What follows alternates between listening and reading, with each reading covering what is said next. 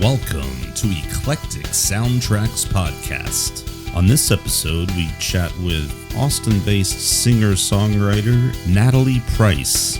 Originally from the Dallas area, Natalie relocated to Austin to pursue graphic design, but soon found that she was much more interested in focusing on music. Her debut EP, Through the Fog, was released in 2019. She released a pandeMe single last year and is currently working on her first full-length album.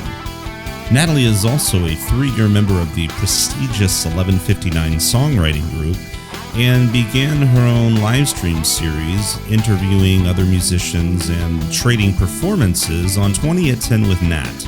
We discuss a wide variety of topics on this episode, including Natalie's background growing up in church, singing in choir, and how that led to a passion for music, her discovery of rock-pop acts such as Muse and Radiohead, a variety of weird animal-based band names, what it means to have an organism, and real-deal authentic Mexican food like ponchos.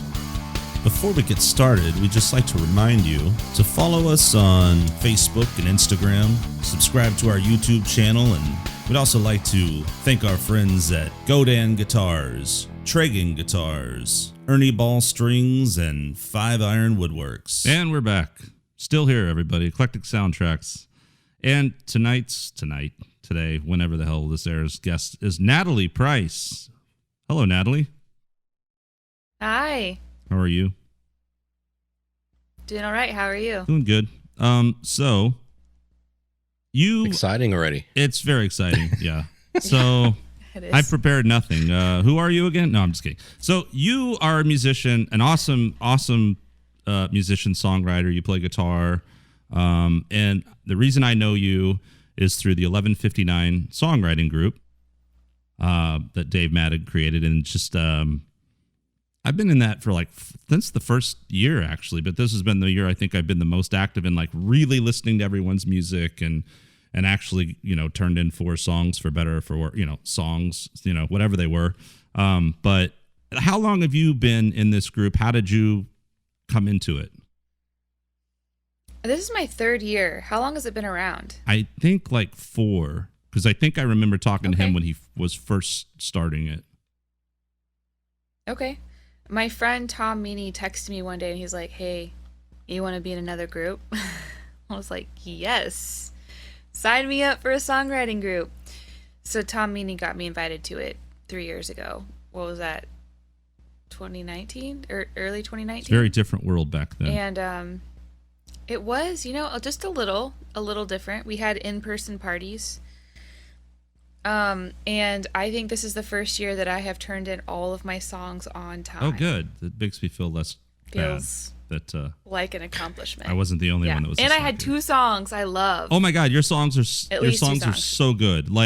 And I went and did a playlist of some 1159ers one time. I sort of was I'm gonna do a weekly playlist, and then everything else I was like, oh wait, that takes time to actually think of music and then write about everybody, I know how much time it's taking Dave to do this stuff, because it's very the podcast, and he does a really good job. Have you already he puts time into it. I caught the first one. I'm gonna feel really bad if you played the first one and I just forgot. And I didn't see the second one. The third one was the other night. No, it's the one tomorrow. Okay, cool. So, which is irrelevant because this won't be out by tomorrow, but but I will be there watching. But yeah, so I really could kind of just started exploring and listening to obviously the songs in the group. Everybody submits a song every 2 weeks, right? And there's 4 different prompts or topics, and so I was kind of listening to different people's stuff. Then I started kind of Googling and going to Spotify, and I really loved your music. I go into Spotify. It was the first song I put on the playlist I did, because I was just it's such a cool song. It's an So what do you have out? How much do you have released under your name? I have an EP that I released in 2019, and then I released a single last year in 2020.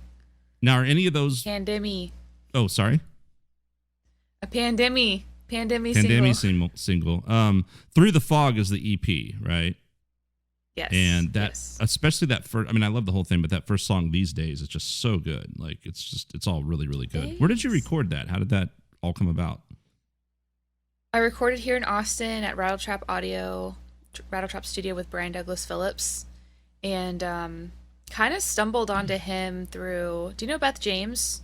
Sounds familiar. They're a duo here in town. They had an EP release in 2018, maybe, and he was playing pedal steel for them at their release, and I was like, pedal. Yeah. And because I was like, I need pedal in my life. And I talked to him, and he said, oh, I produced their album. And I was like, oh, then I need to talk to you. And then we ended up working together. So that's how I met Brian. And he's worked with David Ramirez. He's worked with, I'm trying to think of other people you might know, Thomas Jorba, Parker Chapin, Rob Baird. And yeah, he's great. So how long have you been in Austin? I want to say you're from like the Dallas area. Am I correct in that? Yes. I've been here. Last year I was going to plan a big 10-year anniversary party, but what happened? pandeMe. This little thing, this virus took over the world. Little once a century thing happened. Yeah. Maybe I'll plan it for this year instead, my 10-year anniversary. So what would your official 10-year anniversary be? Do you know to the date or monthly? It was in May of 2010 that I moved out here, but I don't remember the exact date. Probably like the 3rd or 4th week in May. And so what brought you here? I came for a job, a volunteerish job. I was trying to create a job for myself at this organization, and they were using clip art in their newsletters, and I was like, nope, you need a graphic designer, you need a photographer, you need to hire me. So I came down here to convince them that they needed to hire me. So I was like, well, how about this? You give me room and board, I'll work for free part-time, then y'all can pay me. And it took me a couple years to realize they didn't want to pay me, so then I moved into town. Wow. Okay. So you're a graphic designer. We were talking before we started about, freshman year in college, and Vic and I, we met just a couple years back in our freshman year in college. So we were really young then. Yeah. We've aged. That 2020 was really hard on us. We were in our 40s. 2020 aged us all about 10 years. So yeah. So you went to school up in Dallas. What is it? Where did you go up there? UT Dallas. Okay. And got a degree in graphic design. And so is that your day gig? Is that what you do nowadays? No. I just thought I was a good graphic designer, but really I'm not that great at graphic design. I'm just better than clip art. So my degree's in arts and technology, and it's kind of a catch-all for graphic design, photography, computer animation. And my senior project was actually a photography project. So I started working with this organization as a photographer, but also I was really interested in graphic design, and they needed a graphic designer. So I just sort of filled in the gaps. And at a small nonprofit, that's easy to do. You do everything. Right. So yeah. And then all this time you were playing music. When did you start playing music? Yeah, I've been writing music and playing music for myself for a very long time. 20 years maybe, but for other people, sharing it live. I started at that organization. It's a Christian camp, and so I'd work there in the summers, and they would split up their staff and send us out to tiny country churches to lead worship and stuff. And I was always the only one that played an instrument, and so I was the one thrown up on stage cool, you're gonna lead the service. Fun. And I'm an extrovert, but I'm a shy one. And I was like, are you kidding me? So I grew up in church. I sang in choir. I've had a lot of training in that sense, but being confident on stage, I didn't start playing things I wrote on stage until 2012 probably. Yeah, I can totally relate to that.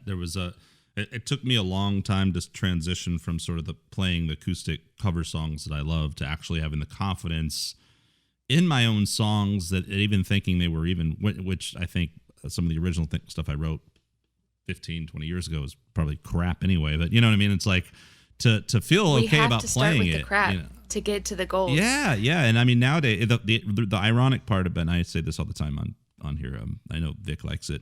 then I finally got to a place where I was like, okay, this is my voice. This is how I sound. And I'm okay with it. And then we started a podcast, and like all of a sudden I'm like, I'm 5 years old and 10 years old, discovering my voice on a tape recorder again, going like, oh my God, I hate my voice. Vic's like, hello. It's weird, right? Podcast. Hearing yourself for the first time. It's terrible. I heard my recorded voice for the first time. I was like, ew, what is that? Well, I can assure you no one else is listening to your voice and thinking, ooh. What movie is that? Emperor's New Groove, where like the she's like, is that my voice? What is this? The Emperor's New Groove, right? Oh, yeah. Isn't that the movie? I think so. With Kronk. Is that? She like turns into a cat or something. A llama. This tiny, is that my voice?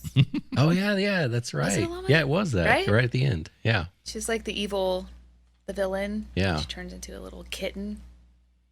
That's right. Really cute kitten. Boy, I'm so lost right now. I don't know what this film is you're talking about. It's a animated Threw movie. off your groove. Oh, animated. Did you work on it, Natalie? Is this part of one of your creations? No, I did not. But my uncle was a computer animator. Like, he worked for Pixar for a while, and that's why I wanted to get into it, because I thought he was the coolest. Wow, cool. Okay. So that's super cool. Like, yeah, it's something I've made like some. I mean, everyone can get kind of software and do some degree of your own recordings and video and all that today. But the confusion then becomes like, well, that doesn't make everyone an audio engineer and a professional audio engineer and professional, photographer, etc. Right? Those are all artistic mediums in themselves, and there's a science behind everything. But it just depends on like how much you want to pay somebody. no, you're right, like, and you get a lot of times it's very much you get what you pay for sure. But you're lucky that this isn't the old me from maybe 10 years ago, when everyone you're a graphic designer, and I'd be hitting you up like, hey, can you do a music video? Well, I realize the limits of my skills to the point now where I will just say, I don't think that I can help you. Like, I'll recommend other people before I volunteer to do anything. Like, I'm cheap enough maybe to do my own graphics, but not for like my album. I pay someone else to do that, well, like it's worth it to me. Pay someone else. And it's all so much work. You can only do so much. I've kind of had to learn that about, when you're the artist and you're writing the songs and recording your songs. And for me, it's like you're very focused in this, in that audio world. And it's like then you add all the visual stuff and this and that on top of it at some point.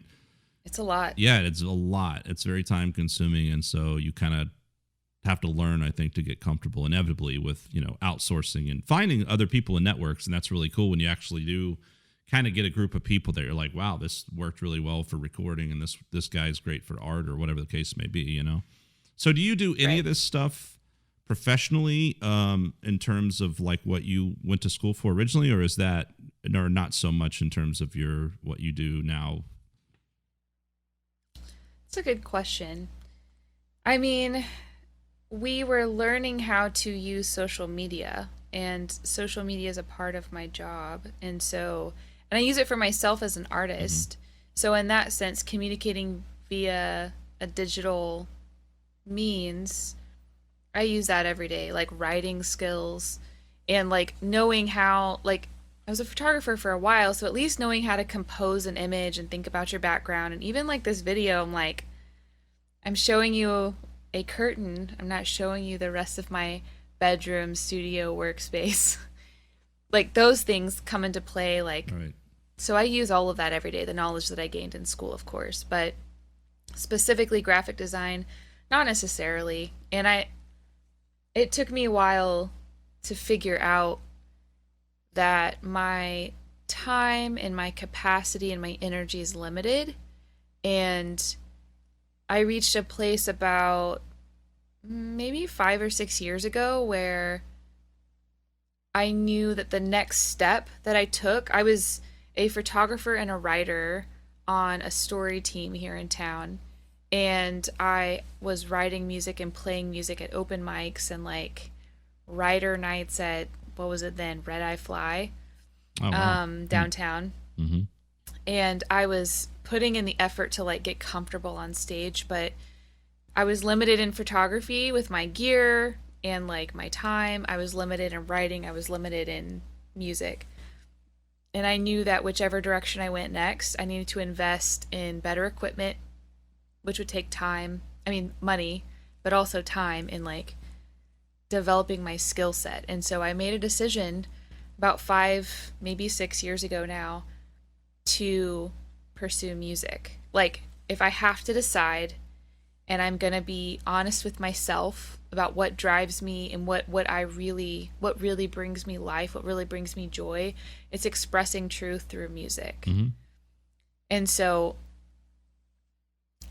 graphic design dropped off a long time ago. Like, working at that camp, actually, I was like, I'm not actually that good at it. Like, I thought I was good, and Everything it was takes a stick lot of figures, effort and were brain. like, It doesn't "Have you come as considered- naturally as I thought. Yeah, there's a certain Go play amount guitar of more." well, there's, and I think I thought maybe this wasn't true. Like, I think in the past I've believed everybody's a clean slate and everybody can learn anything. But if I look over my life, that is totally not true. Like, I am not 7 foot tall, and I can catch a football, but I cannot throw one, and I can't run that fast. You know, like, I'm not built for certain sports. Like, and that's just, we're all gifted in different ways, like physically, naturally. Mm-hmm. And so I was a math major at first in school. I am not gifted in math. I thought I was, maybe, until I was surrounded by brilliant mathematicians, and I realized, wow, if I can't make an A in a math class, I probably shouldn't be a math major. An A in a math class. My God. I can't even conceive of such a thing. Math was, what I think is ironic and funny about that is, like, math is always a horrible subject for me, and I had to go to summer school like every year, and I just was just terrible at school in general. But the interesting part of that, about that, is, like, I've always kind of, you know, music has been my life forever, you know, and ever since I started playing, it's a very big part of my life. And then I've done it in a variety of ways professionally for many years now. And it's like, you know, in teaching music and music theory, it's a mathematical language. So I always thought it was a little ironic that, you know, I was so terrible at math, but that, and I, you know, sometimes you got these math geniuses who are also like musical geniuses, and it makes sense because there's a similarity there, I think. But everything is mathematical on some level, right? Yeah. Maybe. I don't know. Is love mathematical? Not love. Riddle me this. Not love. But that's the beauty of music. It doesn't make any sense at all to me. Just saying. No, love is messy. Like, what's cool about what I love about music in the communication of music, right, in that medium, and art in general, I guess, if it's done, you know, with merit and honesty and truth, right? It's like you're conveying through mathematical, for lack of better words, skills, right? Through that, everything can be dissected, and there's a theory and a science to everything. It doesn't necessarily mean you need to know that to write songs with a handful of chords, or even become a very proficient technical player.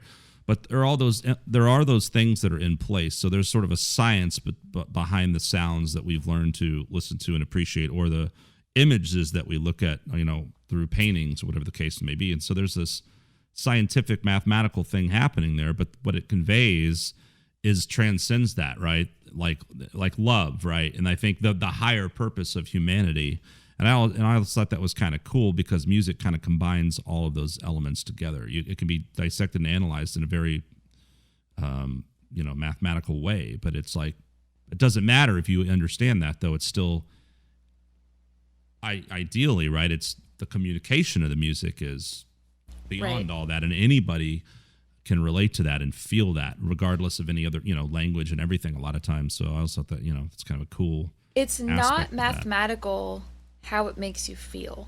Exactly, right.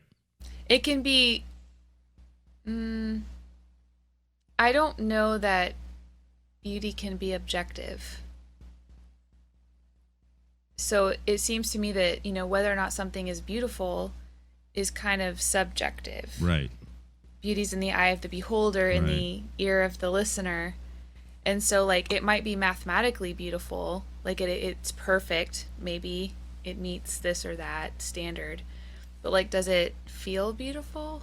And so, like, whether or not it feels beautiful, well, just, I think is and defies that's the math. And that's that sort of intangible quality in recordings in live performances, you can be playing the exact same notes on the exact same instrument, or you could be playing for the exact same crowd with the exact same everything. But there's something, the intangible part of that is the communication that comes from the artist, from their soul to the audience, right? And I think that that's such an amazing thing, especially like for me live. I feel like you can kind of tell there's an energy when the band is everyone's just in it together and they're experiencing the beauty of music or whatever the intent of that music. You can feel there's a cohesiveness happening there that transcends to the audience, right? But if the artist is kind of just bland, or maybe the band's vibe is off, or there's, you know what I mean? Like, I think that stuff comes through. So that has nothing to do with the actual notes that you're playing, you know, right. or the sound even. It's this intangible quality of almost like a higher intelligence, right? That's, how many times can I say intangible, Vic? I have a limited vocabulary. When's the last time you saw a performance and you're like, your jaw drops, you're just riveted and something is happening inside? Yeah, I mean, fairly often when you see, you know, grand national acts come through, like when Roger Waters did, you know, Pink Floyd's The Wall, you're just like in awe. It's just incredible, of course. But you know it's going to be incredible, you know what I mean? But on a local level, it's always a pleasure when you actually, because, you know, you'll go see bands and bands are good, and this, but once in a while, you just see something and I don't even necessarily know why. The music doesn't even have to be your favorite music, but right? Like you can just be like, wow, this is just really good, you know, and it's really just hitting you. To give you a specific example, I'm trying to think, there was this girl named, what was her name? Natalie Price, I think I'd seen. I was just like, wow, this is amazing.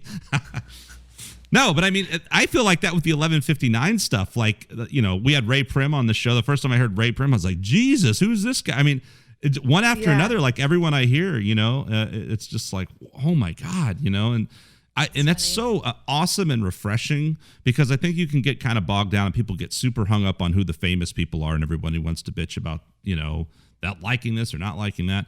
But we forget, it's just like there's billions of human beings here, and we all have, like you said, different talents and skill sets that can be cultivated or not cultivated, right? And so there's millions of people out there that are creating beautiful music and art, and maybe they do it just for themselves. Maybe they do it at a local open mic. Maybe it's released into the world and it's just out there for people to find. But I mean, I think, it's not uncommon that I'm like blown away by a lot of things, I think. How about yourself? I think I've started to use a different gauge in the last couple of years. Because, like, I'll go to a music festival, and it's just overwhelming, you know, how much music there is. And a lot of music's just, like, here. Like, kind of mid-level, like, yeah, that was good. That was great, you know? Yeah, that was a good show. It's very rare that I get goosebumps, you know? So I've started paying attention to literally my body. Like, when do I get goosebumps? Like, when does that happen? Because that's a lot more rare. Yeah. And so I'm trying to, man, it's been so long since I've like seen shows. I remember distinctly, man, I'm trying to think of specific examples. The whole last 2 years are just kind of blurred together at this point. Well, and none of us have been going out to a lot of shows either. Yeah. So now it's like, I tell you what, if you can get goosebumps It's like hard from to a live remember, stream, you know? What are some? You get goosebumps from a live stream. That's crazy. I think it might have been Jamie Harris at Americana Fest in Nashville in 2019. Okay. And but actually it wasn't just Jamie Harris. I think she was actually singing backup vocals for like Western Youth maybe, or like Jane Ellen Bryant or someone. Like she was singing with someone else, and just like the blend of harmony and melody was so beautiful. Like, right. I got chills. Like, whoa. And I'm like, this is just this isn't her show. Like, she's partnering with someone else, but it was, like, really beautiful. So I think it was some really random moments like that at Americana Fest is probably the last time that I got chills. What are some of your live music major influences from, I mean, either from the get-go or in recent years? Just what are some songwriters or bands that are just super impactful for you? Well, I think early influences were like hymns and church music because I grew up in church. Mm-hmm.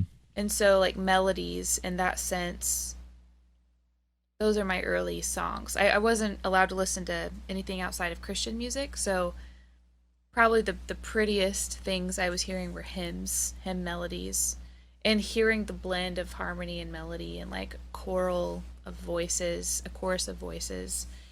And then in high school, a friend introduced me to Muse, and my mind was blown. And then in college, a friend introduced me to, it wasn't even their current album. It was just an album by Radiohead. It was OK Computer. And it was like, oh, yeah. Wow, this is amazing. Mm-hmm. And I just met a girl who was like a Radiohead fan. If there was ever a fan, this girl was a fan. I know. But her favorite album was OK Computer. So I started listening to it. And I was like, that's a great album. It's my favorite album by them too, because it's the one I've heard the most. And then recently, like this past year, 2020 was a different kind of year listening and taking in music. I took in less music, but I took it in more deeply. Mm-hmm. So at the beginning, January, February, I discovered Pedro the Lion Phoenix album, and I had heard of them before, but had never listened to them. Because sometimes I'm a really judgmental person when it comes to a band name. I just didn't like the band name. I was like, nah. And then I actually listened and I was like, okay, wow, this is interesting. Like, I wasn't sure what to expect, but then I hear, so the music is like an indie rock vibe. And then I hear his voice, and his voice is like this low, like, it's kind of soft, but also kind of hard. And then I hear his lyrics, and like none of those three things should go together. I felt like, but they go together. He makes them go together, and they work. And I was just enthralled by this album. This is the first time in years I've had an album on repeat. So Pedro the Lion like got me in 2020, like leading into the pandemic. That's what I was listening to. And then when we were all locked down, I was like, well, I'm just going to cover this whole album. So that would be a recent influence. Then David Ramirez released an album in the summer, and that was a killer album. My Love is a Hurricane. And then Taylor Swift, did she release like 2 albums last year? Like, Probably. That's amazing. I only listened to one all the way through, and I liked it. I bought it. And then Israel Nash released, well, it wasn't his recent album, but I listened to Lifted, finally. And I got really into the first track on that album, Rolling On. And, like, that song is on repeat. So, like, those are some more recent influences in the past year that definitely have influenced the way that I think and write music. Okay. Yeah, the band name thing is funny because... with the exception of, I think, there's some band names that are only like gonna work if you're a death metal band and they're just horrific and horrible, and it's like, why would anybody name your band that? But for the most part of what I've noticed with like, a lot of band names are kind of bizarre and weird, but then when you end up liking the artist, somehow the band name works and you become comfortable saying it, and it's cool, Yeah. Because right off at first glance, I'm like, Pedro the Lion, what? Where'd that come from? There's probably so what do you think when you hear that name? I'm already biased expect? because now that you've talked about it. Now I told you about it. Well, I definitely wouldn't be like, oh, they're total death metal, or I don't know. It kind of has an indie rock, maybe, right? I feel like it's kind of a indie rock, Americana, maybe. Kind of reminds me of okay. Minus the Bear. I've never heard of that. Kind of that same. Okay. Yeah, I think they're out of Seattle or something, but a Mexican Pedro version. the Lion is also out of Seattle. Pedro el León. Pedro. Yeah, like some names too. Like some people are like, oh, what a cool name. And I remember that there's this band Cage the Elephant, kind of indie rock band, and I saw them. It's all the animals, right? All these animal bands, but I love animals. So Flock it's of cool. Bear, Seagulls. the elephant, the lion. Boy, you're going back there, Vic. She wasn't born in the Flock of Seagulls days. Man, I've been Natalie's going only down. like 25 years old. I've been going down an '80s rabbit hole lately. So 80s good stuff, man. The new wave stuff. Rabbit. All right. Oh yeah, what's that guy's name? Like Bad Bunny. There was another band about something bunnies or rabbits. There's a lot of animal bands. You're right. That was like a thing in the 70s too, though, right? Everyone was, or 60s, the Animals, the Eagles, the. Oh yeah. You know, that's it. I guess I thought there was more. The Beatles. The Beatles, obviously. Yeah. The Monkees. The Monkees. Yeah. Gorillas. The Gorillas are really good. Gorillas, The Gorillas were a Jeopardy question the other night. Actually, were they? Oh, interesting. It was the weird emoji category of these things, and it was. Are they hip hop? Technically, I don't know. They're a cool band, right? Because it's kind of a nice mesh of cool. kind of like the Roots. Oh my God, seeing the Roots at ACL. That was a great several show. years. They're so good, man. I saw them at Stubbs. Okay, I saw him at Stubbs at a solo show. I very rarely go to the festival stuff because I don't like crowds too much. Oh, it's too much, man. ACL's mass, like it just kills you if you. I saw Gorillas at ACL. Who? Gorillas. You did? What? You remember what year that was? And Stevie Wonder. What? Oh, holy shit! Yeah, I heard Stevie Wonder's so damn good. I've never. Yeah, there's certain concerts where you're like, I should have just spent $100 or whatever and gone, and you know. You know, I never saw Muse though. They've come several times, I think, to ACL, and I've missed them every time. I had to fly out of state. Muse. Yeah, I saw Muse in 2006. Yeah, at ACL, they're freaking awesome live. Really, such high energy. I was like that with and it's actually a band I love also with kind of one of those names that you're like, huh? Is Alice in Chains, right? And I for years I wanted to see that band, and then they were supposed to open or they were on a big touring thing in the late 90s and had to cancel it because of drug problems, and then there was something later. Anyway, I never got to see him with the original singer, and then later down the line I was going to see him at a festival in Nashville, and then it got rained out. It's like it took me so long before I saw that band, like 3 times of cancellations and shit. But that same show was the first time I saw Cage the Elephant, and I was like, that's an interesting name, and I maybe heard the name, and they were cool live, and I really dig that band. I think they're a really cool band, and it's like I was like, I like that name, and then someone was like, what a stupid name. So I mean, it's like you said, it's subjective. The music, the names. What is it that's Portugal the Man that has like a period in the band name? I'm like, huh. It's good music, I don't like though. band names that have like symbols instead of letters. Like for example, Prince. I went to see Muse. I couldn't catch them at ACL when they were in my town. So I flew to Colorado to see them at Red Rocks. Oh, well, shit. For the first time. That's awesome. I know. It was like, if you're going to see your favorite band, go to Red Rocks, I guess. And the opener was a band called, I don't know, because I couldn't read the name. I was like, is it Purist? I don't know. No, it's Paris, but it's a V for the A. So I was like, Purist? I don't know. Oh, they inverted it's the A. It's confusing, you know? Okay, yeah. Yeah, and there was no cross, and so it was like a V, and I was like, well, it's not PVRIS. Like, what is it? PVR, the band. It was weird. Yeah, that'd be funny. So, I mean, so did that mar your that band where you just like, screw this band, I'm not even gonna bother listening to them, their name is bullshit? Oh, we were there, like we sat through it, but I didn't like. I mean, and nothing about it grabbed me. So. The way you put that, I sat through it, kind of sums up probably your ultimate feelings on the band. I don't think you would refer to the Muse show as like, we sat through Muse that day.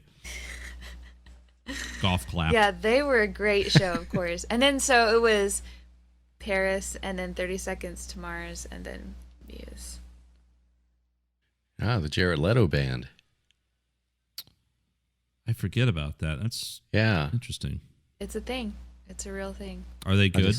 I feel like I've heard some of their songs, but don't really know them or can't remember. I didn't know them. That was the thing. Like everyone who was there, like a lot of people there knew them, and people would sing along or whatever. And he'd like go in the crowd, and like it was a thing. But I was like, I don't know. I recognized one song, right. And so I sat through the opener, and then the opener, and then. But Muse is who I knew most of the songs from Muse, which is great.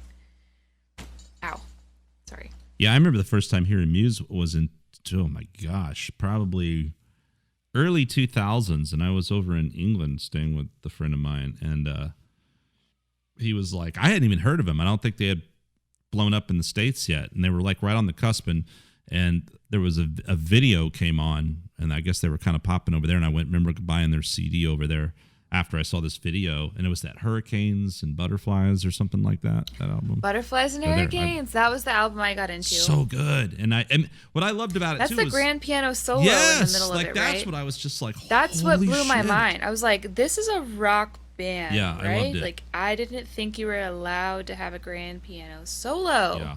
in the middle of your song, your rock song, but they did it. And I was like, oh, I learned the definition through them of like when to break the rules, and that was cool. Yeah, no, I mean, well, another music example. So I got into it then, and that's what grabbed me so much. Same thing. It's like, oh, this is cool. This is a really cool, catchy song. Blah blah blah. But that happens, and you're like, oh my god, wow. And I'm a piano, player, classical fan, and all this, and I kind of have always kind of had that side by side with all the other, rock or whatever other things I've done. So that was like, for me, I was like, this is awesome, and I really dug it, and then later down the line, remember they came out with that song Madness? And I remember the first time I heard that come on the radio, I was like, what is this? And someone was like, oh, it's Muse. I'm like, that's Muse?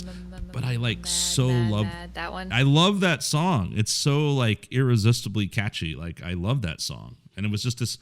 It took me a minute to get into it. And I was like, I know, because, well, that's the interesting thing. And what I think is so good about Muse is, even though obviously there's that musicality there where like the dude can bust out and play. I mean, I guess it's Matt Bellamy doing that, right? It actually plays piano and all that.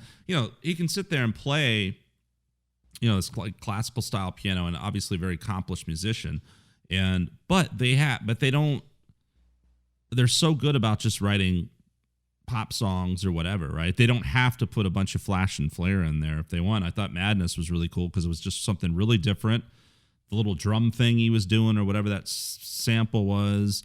The guitar solo is this really kind of simple, really dry. Like, everything about it was just kind of like different. And I like, that's what, and a lot of my favorite stuff that happens. And like you said, when you first hear it, you're kind of like, this is, I don't know, because this is not what I expected, right? Different. Yeah. And then after a minute, you hear it a few times, you're kind of like, this is pretty cool, So I really tend to really like when artists do that and try new things and experiment a bit. With the exception of AC/DC, who just does the same thing all the time. It's totally okay. Who else does the same thing all the time? It's a good question. Nickelback? Oh yeah, Nickelback, right? That's Vic's favorite band. He's got all their LPs signed. That's right. I only wear the Clutch shirt to front. Yeah. Trying to act like you're into like more underground stuff. Nah, yeah. Nickelback. The thing about Nickelback, right? I bet Nickelback's probably great musicians, and I'm sure once upon a time they wrote great songs. I bet they love them in Canada or something, right? Well, I mean, they're huge. They're huge all over the place. I mean, and I'm sure when you're like that big of a band with that kind of production, the concert's going to be great. Everything's going to sound great. It's going to be a spectacle and entertaining. I get all that. The songs are meant to be catchy. That's fine. But I wonder, like, those guys, if they're really like in their soul going like, yeah, man, what was that ridiculous song that was like all rappy and poppy, and it was kind of like a country song with like the bro country style. I'm a super, not a superstar, some bullshit, I don't know. But I was just like, real, like, I just don't, I know when that band started, that wasn't their, I'm sure they weren't like, we can't wait to write a bro country hit, you know what I mean? I mean, if you can break out in the country world. No. There's a difference between country and bro country. Let's. Yes. We've discussed this many times on the podcast. Natalie's all sweet and innocent over here. Like, Vic and we're behaving. Well, Vic's always behaved. What are the main words that you'll find in a bro country song that you will not find in a country song? Because like. And are they? Is it like, sweet potatoes and yams? No, what? No. Where no. like, I mean, one is a type of the other. I get what you're saying. Is a type of country. No, I get what you're saying but I think like in a traditional country song, you'd be writing about something authentic, and maybe you'd be telling a story about your whatever it could be. It could maybe meaning the love of your life, check yes or no or whatever, or it could be. About the hardships of the coal miner or whatever the hell, right? Whereas a bro country song was like, we're going to go down to the river and you're going to shake your sugar shaker and, And then my buddy Jed's gonna do a rap in the middle of the song for no fucking reason. Like that's what bro country is. It's bro country's like country on spring break. Yeah, spring break country. Yeah, spring break country.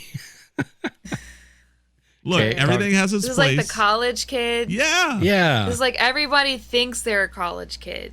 Yes. Country. Right. On Yeah, spring that's a break good way to put country. it. Okay. And I mean, I've known. I mean, Because we there's live in bikini Texas. is mentioned, riding shotgun, Probably Yes. kegs some or kind something. of beer. Yeah. Yeah, Lone Star. And I mean, every song is Taking probably the Lone back Star in the roads. back of the truck and the,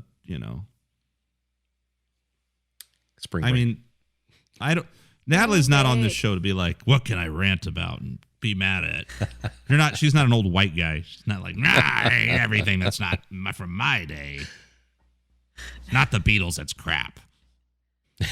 Meanwhile, people back then were like stomping on Beatles records because John Lennon made a comment about Jesus. You can never win if you're a band.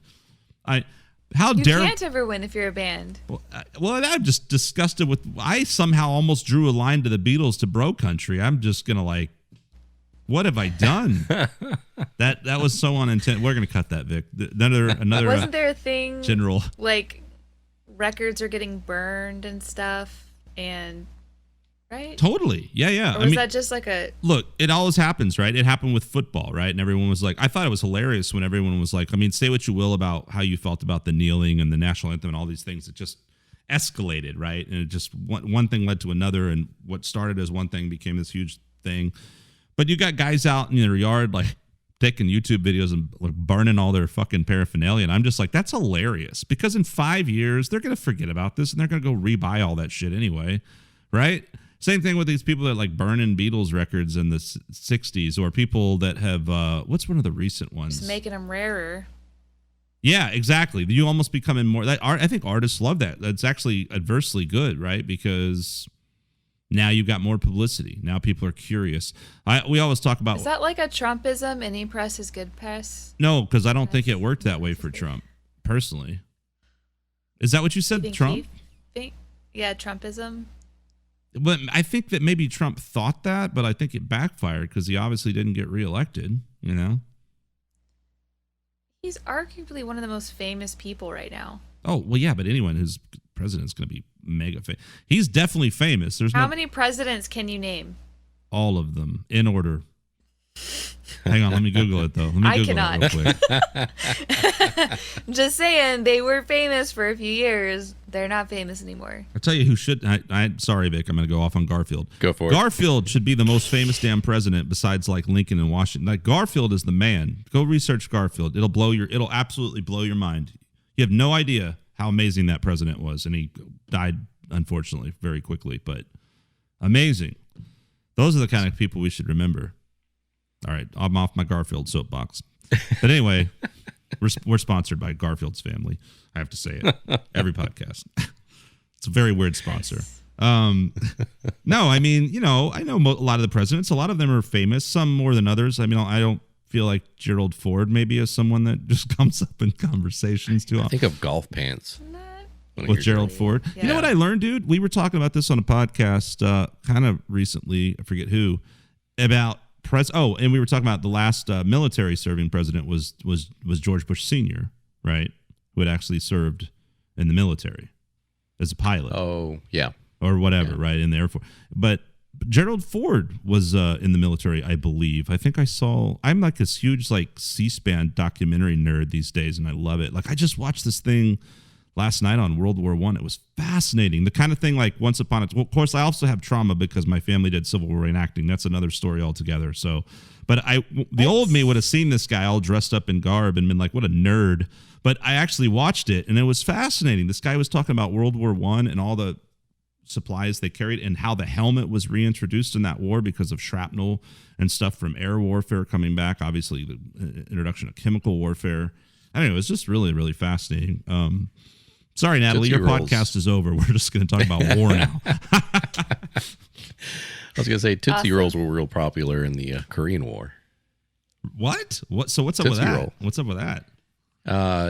Because the Marines would ask for Tootsie Rolls, but the supply guys took it literally and dropped candy on Marines when they were asking for for munitions, right? And so what they ended up using them for was a good way to plug holes in gas tanks and just. I was gonna say, makes sense. Yeah, so it actually helped out. So it's just kind of interesting thing. It's like I a read in the book code, last like year. we need more Tootsie Rolls, and they're like, okay, I guess we can get some of those. Well, they were surrounded by Chinese. It's a weird request. Okay. Yeah, they were surrounded by Chinese and North Koreans in the chosen reservoir, and so they were fighting their way back out. Oh boy, speaking of North Korea, they're at it again, trying to test Biden, I guess, right? Shooting off nukes and shit. Is that new today? Pretty new, yeah. I haven't read about it yet. Last couple of days. Yeah, a couple of missiles. It's weird. I get my news. I mean, sometimes if it's huge, you'll see it on like maybe Facebook or something. But I feel like I get my news when I like fall asleep with the TV on, and then I sort of like in the morning I just catch like little things. You dream about it? Yeah, and then oh man, I don't remember what it was, but I had some weird dreams last night. Now that came up. Okay, so let's get back to you, Natalie. What's your favorite war? We're gonna just make this a completely inappropriate, sexist podcast. War? That's a horrible question. Your favorite war, right? That is like the worst question you could ever ask anybody. Like what? Like that doesn't even make sense. Like why would I like a war? So tell me the fight where people died that you like the most. Yeah. Cool. I mean, some people. Yeah. I mean, my dad is a military history like fanatic, and he knows like everything ever about history. And it's actually, what I really loved about this documentary that I caught the tail of last night in this World War I guy is he was saying some of these. It was very, it was awesome, and it was like the education. He's like, I do this because I learned from it, and I'm passing on this knowledge to other people. And he's like, and it's important to remember these events in the history and why these things happen and how they happen. And he's like, because of some of the mistakes and some of the politics of the day with Woodrow Wilson and the opposition with him and the Republican Party, they didn't, officially sign the Versailles Treaty, et cetera, et cetera. Things happened. World War II happened, and then America, the United States, was forced to go like, okay, we have to be a part of, the United Nations, Anyway, so just interesting things like that, as everyone will say that. And that guy literally said those words. He's like, I know it's cliche to say, but if you don't remember history, you're doomed to repeat it. One of those kind of things, right? It's true. And yeah, I was about to go on a tangent. No, please do. Please tangent. It's very eerie if you look at the history of ancient Rome. Yes. And then you look at the US, how similar the fall of ancient Rome is to like recent history. Expand, please. It is, but give us some specifics, examples there. Like I remember in college going through some of the history of ancient Rome, and my professor pointed out that some people started going crazy because of lead poisoning. Like all the aqueducts, all of their like pots and pans and things they used to serve or boil water were lead lined, lead based, and that can affect,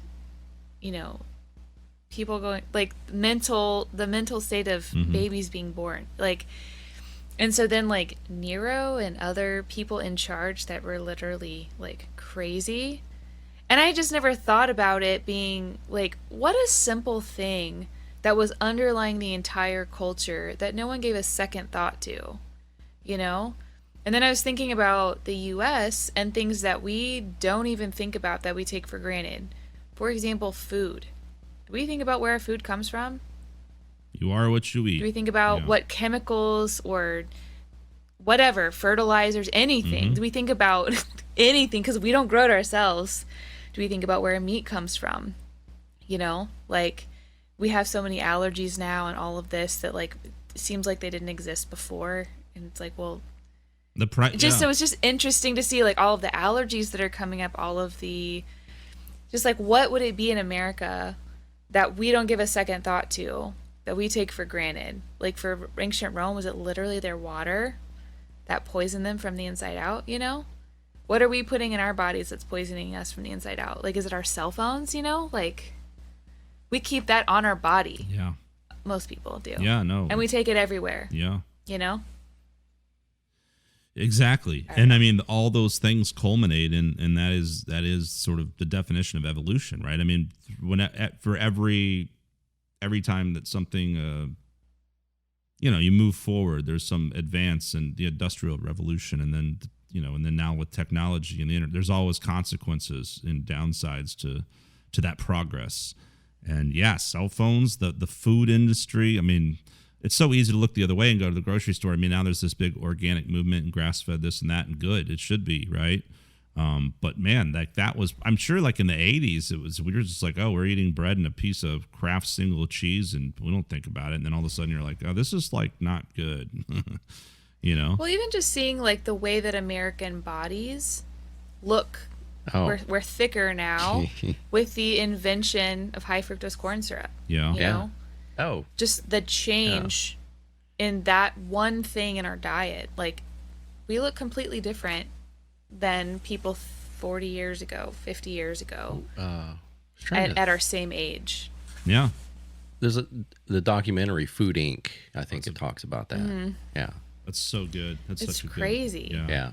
And then Super Size Me is another Even one. like, we put so many things, especially women, we put so many things on or in our body, like sunscreen, deodorant, perfume, all of these things. Like, the beauty industry isn't really regulated hardcore, so there's all of these like ingredients and things that are parabens like, and aluminum in deodorant. Oh, I mean, our entire culture is kind of based on vanity in a way, right? I mean, it's all about based on money. Well, money, right? But I mean, obviously, if they convince you to be money with the promise of beauty, exactly right, and so then you're spending all this money. I mean, it's easy to say anything because you forget, that everything. You're not the center of the. Unfortunately, people forget you're not the center of the universe, and not every single person in every single country and culture operates like you, right? So here it's like, oh, how dare you not wear deodorant? But that's just here. It's not everywhere in the world, But we make it sound. And there are natural deodorants now too. Like, that's true. A lot of things I think are organic and probably much safer and less not chemically based. So at least they're probably more expensive options. I don't know. I don't wear deodorant, but I mean for. Nice. Why bother? Y'all heard it here first, folks. Why bother? I don't have to Natalie leave the house got to anymore. the good stuff. Look, I'll start. No, I'm just kidding. I actually put deodorant on before the podcast. It's like, it's just habit. It's like, I'm doing an interview, nice. by God. Yeah. Well, there's a thing. So I've been, because I recently started selling like skincare and hair care products with a company. Oh, cool. So like learning about more of the beauty industry, and I've tried to like buy cleaner products because it's really amazing.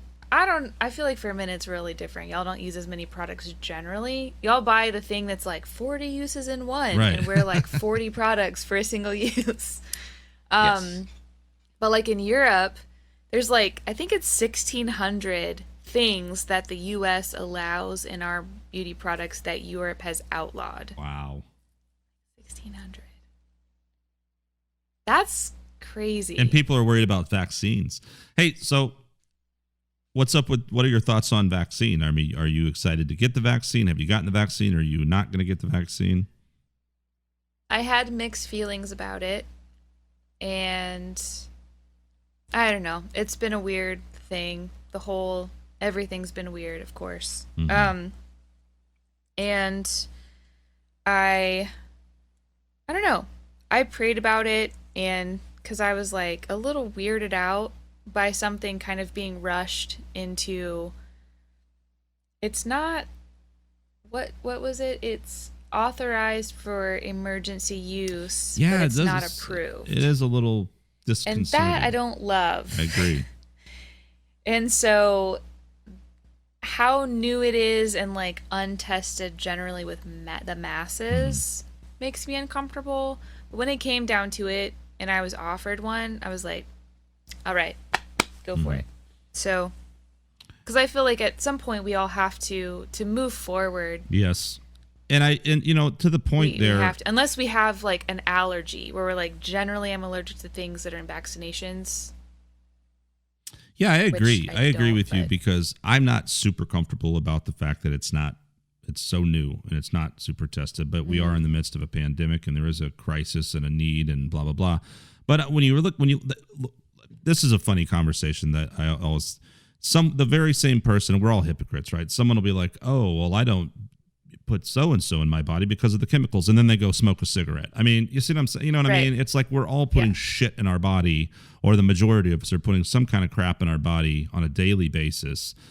And, so your odds are that probably this is not really going to do any harm, more than what's already in there. Maybe I'm wrong. Who knows? I sure hope it doesn't. I mean, it's not like I'm thinking about like long-term effects. Like what are some it could cause maybe birth issues. I think that's the biggest concern. Like sterility or and I think like that's that. always probably more of a concern for women, something they always have to consider too is this going to somehow affect my biology, down the line when I want to have a child. So I get that, and I get why that people are the way they are, hesitant with vaccinations and stuff. Having said that, though, there have been some that have been proven to eradicate otherwise horrific illnesses, right? Oh, for sure. So I think it's a little bizarre when you my family's not they're not anti-vaxxers, but I had all of the normal vaccinations and boosters and everything as a kid. Yeah, I was talking to some guys I was working with that are from Israel, and they were saying, it's like you just get vaccinated. Whenever we travel, you got to get vaccinated. Or someone goes to South America, you have to get vaccinated to do these things. This is not like this is the first time it's happening in history. And I think that's what was funny about when this whole thing broke out, and there's guys, with their AR-15s on, Capitol lawns, like, oh my God, my freedom, I won't wear a mask. And it's like, dude, like, this is not the first time a fucking pandemic has broken out in the world. Like, shut up and just try to like not kill people right now, please. I mean, that's my subtle take on it. But so, Natalie, you said you're from a pretty religious background, so did you go to? Did you say you went to like any particular schooling? Was your schooling like Catholic school? I don't know what other religion has a. Tell it. What religion are you? Tell me. Well, I grew up Southern Baptist. My mom, I guess technically was my teacher. We were homeschooled. Okay. And then I went to a private Christian school for my high school years. Okay. It was like a college prep school. So do you feel like through that environment, do you feel like you were less exposed to certain things, and that like, right? And then you came out and maybe got into college and stuff, and were just like, oh, wow. Because I know even myself, I mean, I was in Catholic school very briefly when I was a little tot, and then, went to public school when my family moved and everything. And, we went to church and the Sunday school, and it didn't, my poor mother didn't really take, after a certain while for the rest of it, for the dudes in the family. But, I think it's important. I think it's invaluable, and I think when done right, like religion and spirituality are great and empowering, obviously, but it is interesting how shaped you can become, and how much it can put someone very much unwilling to accept, like I was saying, right? Unwilling to accept sometimes the fact that there are other cultures and philosophies. And so was that ever like was there ever a place for you where that felt like, where you were just like, oh my God, being exposed to a lot of things that maybe had been kind of like not really talked about? Yeah, there were some real awkward moments my freshman year of college where like there were terms or phrases that I was unfamiliar with that people just tossed around like they're normal. And like I'd never heard the word orgasm till I got to school. When I got to college, I went to a public university, and this guy just used it in casual conversation, and I was like, I thought he said organism. So I'd never heard the word before. I love organisms, all kinds of them. It was actually kind of a weird comment because I sneezed. He's like, they say you have an orgasm every time you sneeze. I guess he was trying to hit on me. Yes. Looking back. Yeah. I bet he listened to Dave Matthews, Vic. He was a frat boy. Yeah. I was going to say, what a creepy comment. He for sure was. That is like, in hindsight, who says that? Yes, that was super creepy. I know. Like it was it's cringy now, but like I literally was like, what?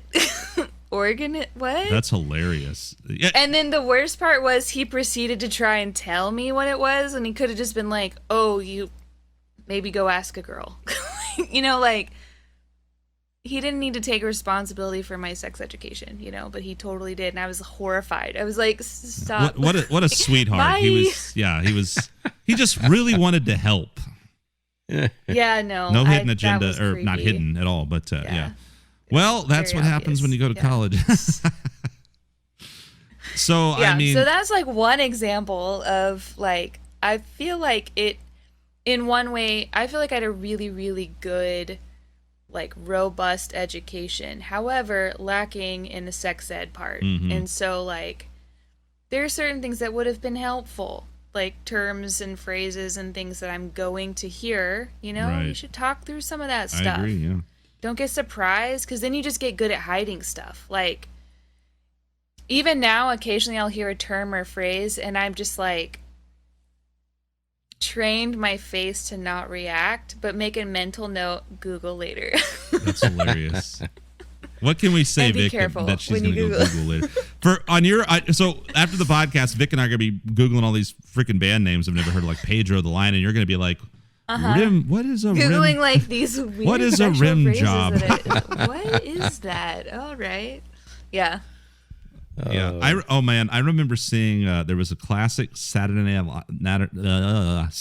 Night Live, and Natalie, you're going to have to Google this, but there was I don't know. I remember seeing this as like as probably early teen, maybe, or right in that realm, early '90s, somewhere in there, and like Christopher Walken was the guest, and it was this skit. And I'm sitting there watching it with my parents, and I don't even understand it, and it's like, because we're like, that's where you weren't old enough to drive, you weren't old enough to go out and do much. So, but that was like the thing. Everybody watched SNL, and you'd talk about it the next week at school. And there was this skit, and he's like this Civil War, leader, colonel, and his name was Colonel Angus, right? Do you remember that skit, Vic? No. I was thinking of the Alec Baldwin one, though. Oh, dude. And they just kept making all these references. And I was like, this is stupid. This doesn't make any. And then years later, I was like, oh my God, that's hilarious. But Were your parents like, oh, my parents? Oh man, don't get me started. Because here's the thing, and I've ranted and stuff, and I honestly, like, I don't want to like shit on religion, because I am spiritual, and I don't have a problem with people practicing the religion. I just always think, like, just acknowledge that there are other religions and other people with different beliefs, and everyone should try to understand and get blah blah blah. I don't want to sound like a big hippie, but I mean, it's common sense, right? So for me though, I think I had a hard time. There was some kind of, with me, like, it's kind of exactly what you said. I think a lot of things were not talked about. Sex was not talked about. This was not talked about. And so for me, I found that it kind of became it was kind of a frustrating part for me in my adolescence, because I felt I was like terrified of like women. I mean, maybe I still am. I don't know. But like, I just it can like, be scary. yeah, that's true. But you know what I mean? Like, but and it was like anything sexual was like, oh, taboo, and masturbation bad. And it's like, no, like this is what human beings do. This is how we're all here. We procreate. It is what it is. And so I agree. It may not be the most comfortable thing, but it's something that I think somehow or some way, right? When you have a child coming into the adolescent years, like, if those things have to be talked about. Or you go out and into the quote unquote real world, and you're just like, excuse me, an organism? What is an organism again? You're then entrusting your kid's education to some rando. No, don't do that. Yeah. Just no, like must Dave Matthews Frat Boy. Yeah, you do not want to get your Yes. sex education. So think of all the poor women in this world that have gotten that sex education to a douchey Dave Matthews Band, frat boy. Frat boy. We're just riding off of an earlier podcast where we talked about this. I but pretty much just like, that guy was like, staying away from you. yeah, no, good for you. I'm very, very proud of you that you weren't one of those girls that are just like, oh well, I guess he's cool. Hey mom, college is going great. I listen to Dave Matthews. So... You know what? Like, any parent would just be like, oh Jesus Christ, no, the frat boys have gotten to my daughter. Shit. You come home immediately, young lady. No, I was really scared my freshman year, like, because I didn't know. So, like, I'm an extrovert, but I'm a shy extrovert. So I went to school, and, like, I'd come out of private Christian school, and I'm like, I was knowingly going to a public university, and I was like, I have no idea what I'm about to get into. And I didn't leave my apartment for, like, 3 days. There were, like, invitations for cookouts that were, like, sponsored by the RAs and stuff.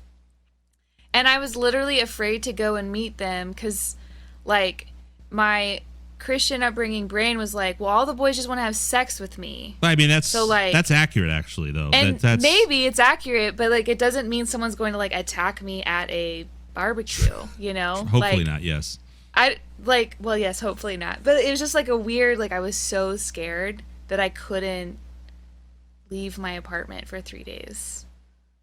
No, it totally makes sense. Totally. I always talk about the whole 80s thing, back to kind of what I was saying about feeling sort of like a lot of people were like, oh, what, I listened to this growing up and I heard this and I heard that. And I was like, oh, I didn't really hear any of that stuff. And I kind of, for me, it was like when I got into high school and I started playing guitar and got into music, is when I started discovering all this rock music and finding myself and blah, blah, blah.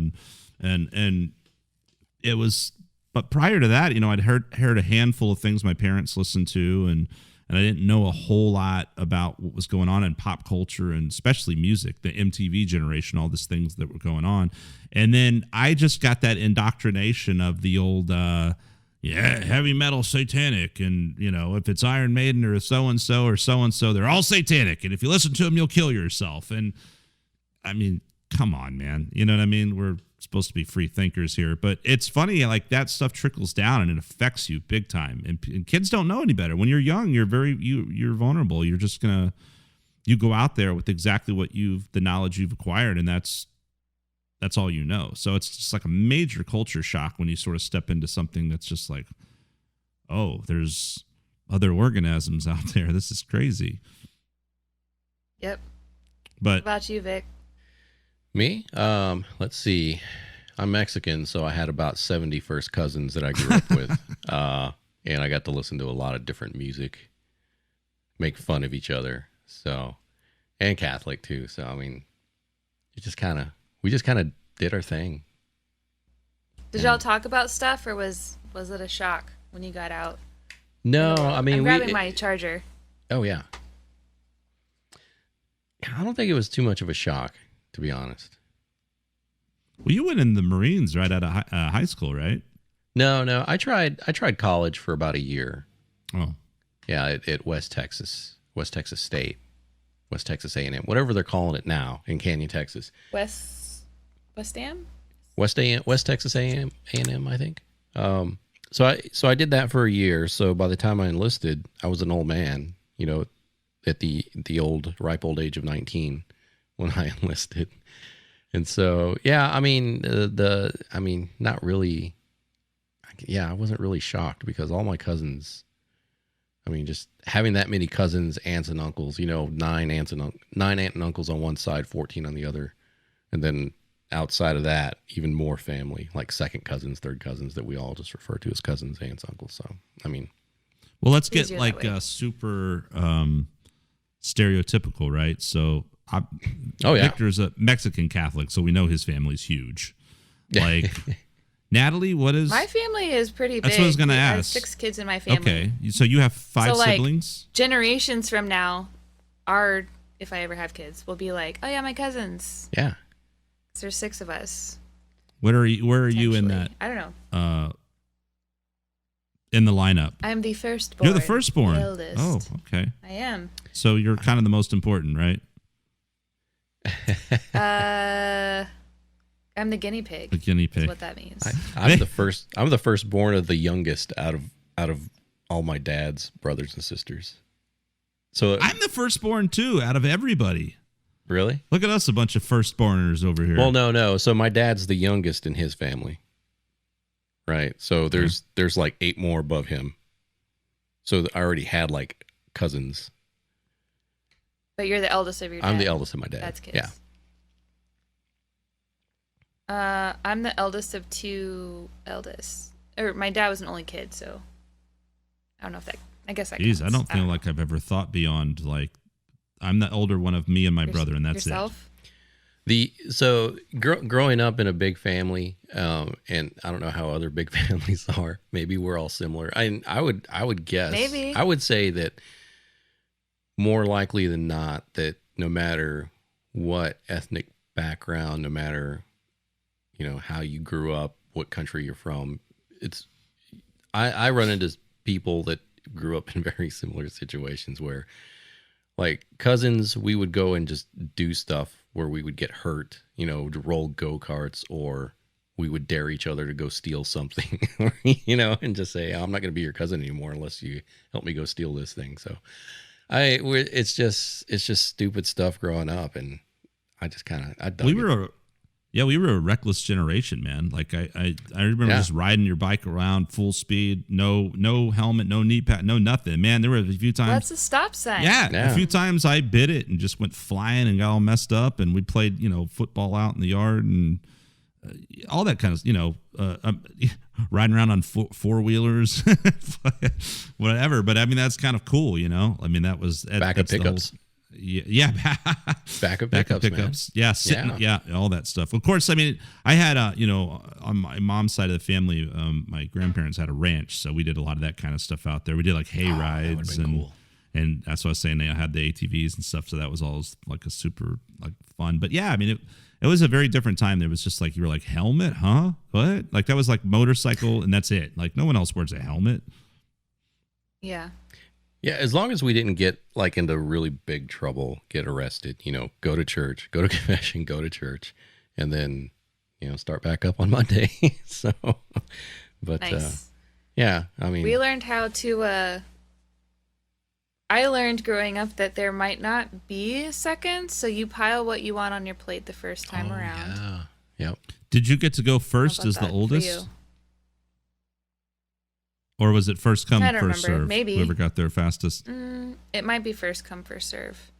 I learned the subtle art of manipulation, in terms of creating the desired outcome for myself. Like my brother, who's just under me, we were always in competition with each other. And so if I really liked the middle seat, and I gave any indication that I liked the middle seat, he was going to take it. So I would pretend to like the edge seat and fight him for the edge seat, but end up in the middle seat because that's what I wanted, Stuff like that is what I learned growing up. I learned also that you can have an opinion, but we're probably not going to eat at that restaurant. Oh, yeah. So it's taken me a long time to actually have opinions about things because your opinion doesn't matter in a big family. Sure, you can vote, but there's 7 other people here. So, what was this is a question for both restaurants growing up, right? Were there any particular places or family event where it was ooh, this is because I always remember growing up, I didn't know any better, and it was for us, we thought oh boy, we're going to Red Lobster for our birthday. This is high roller stuff now, did you have any of those restaurants that was that was the place, the big Furs, man.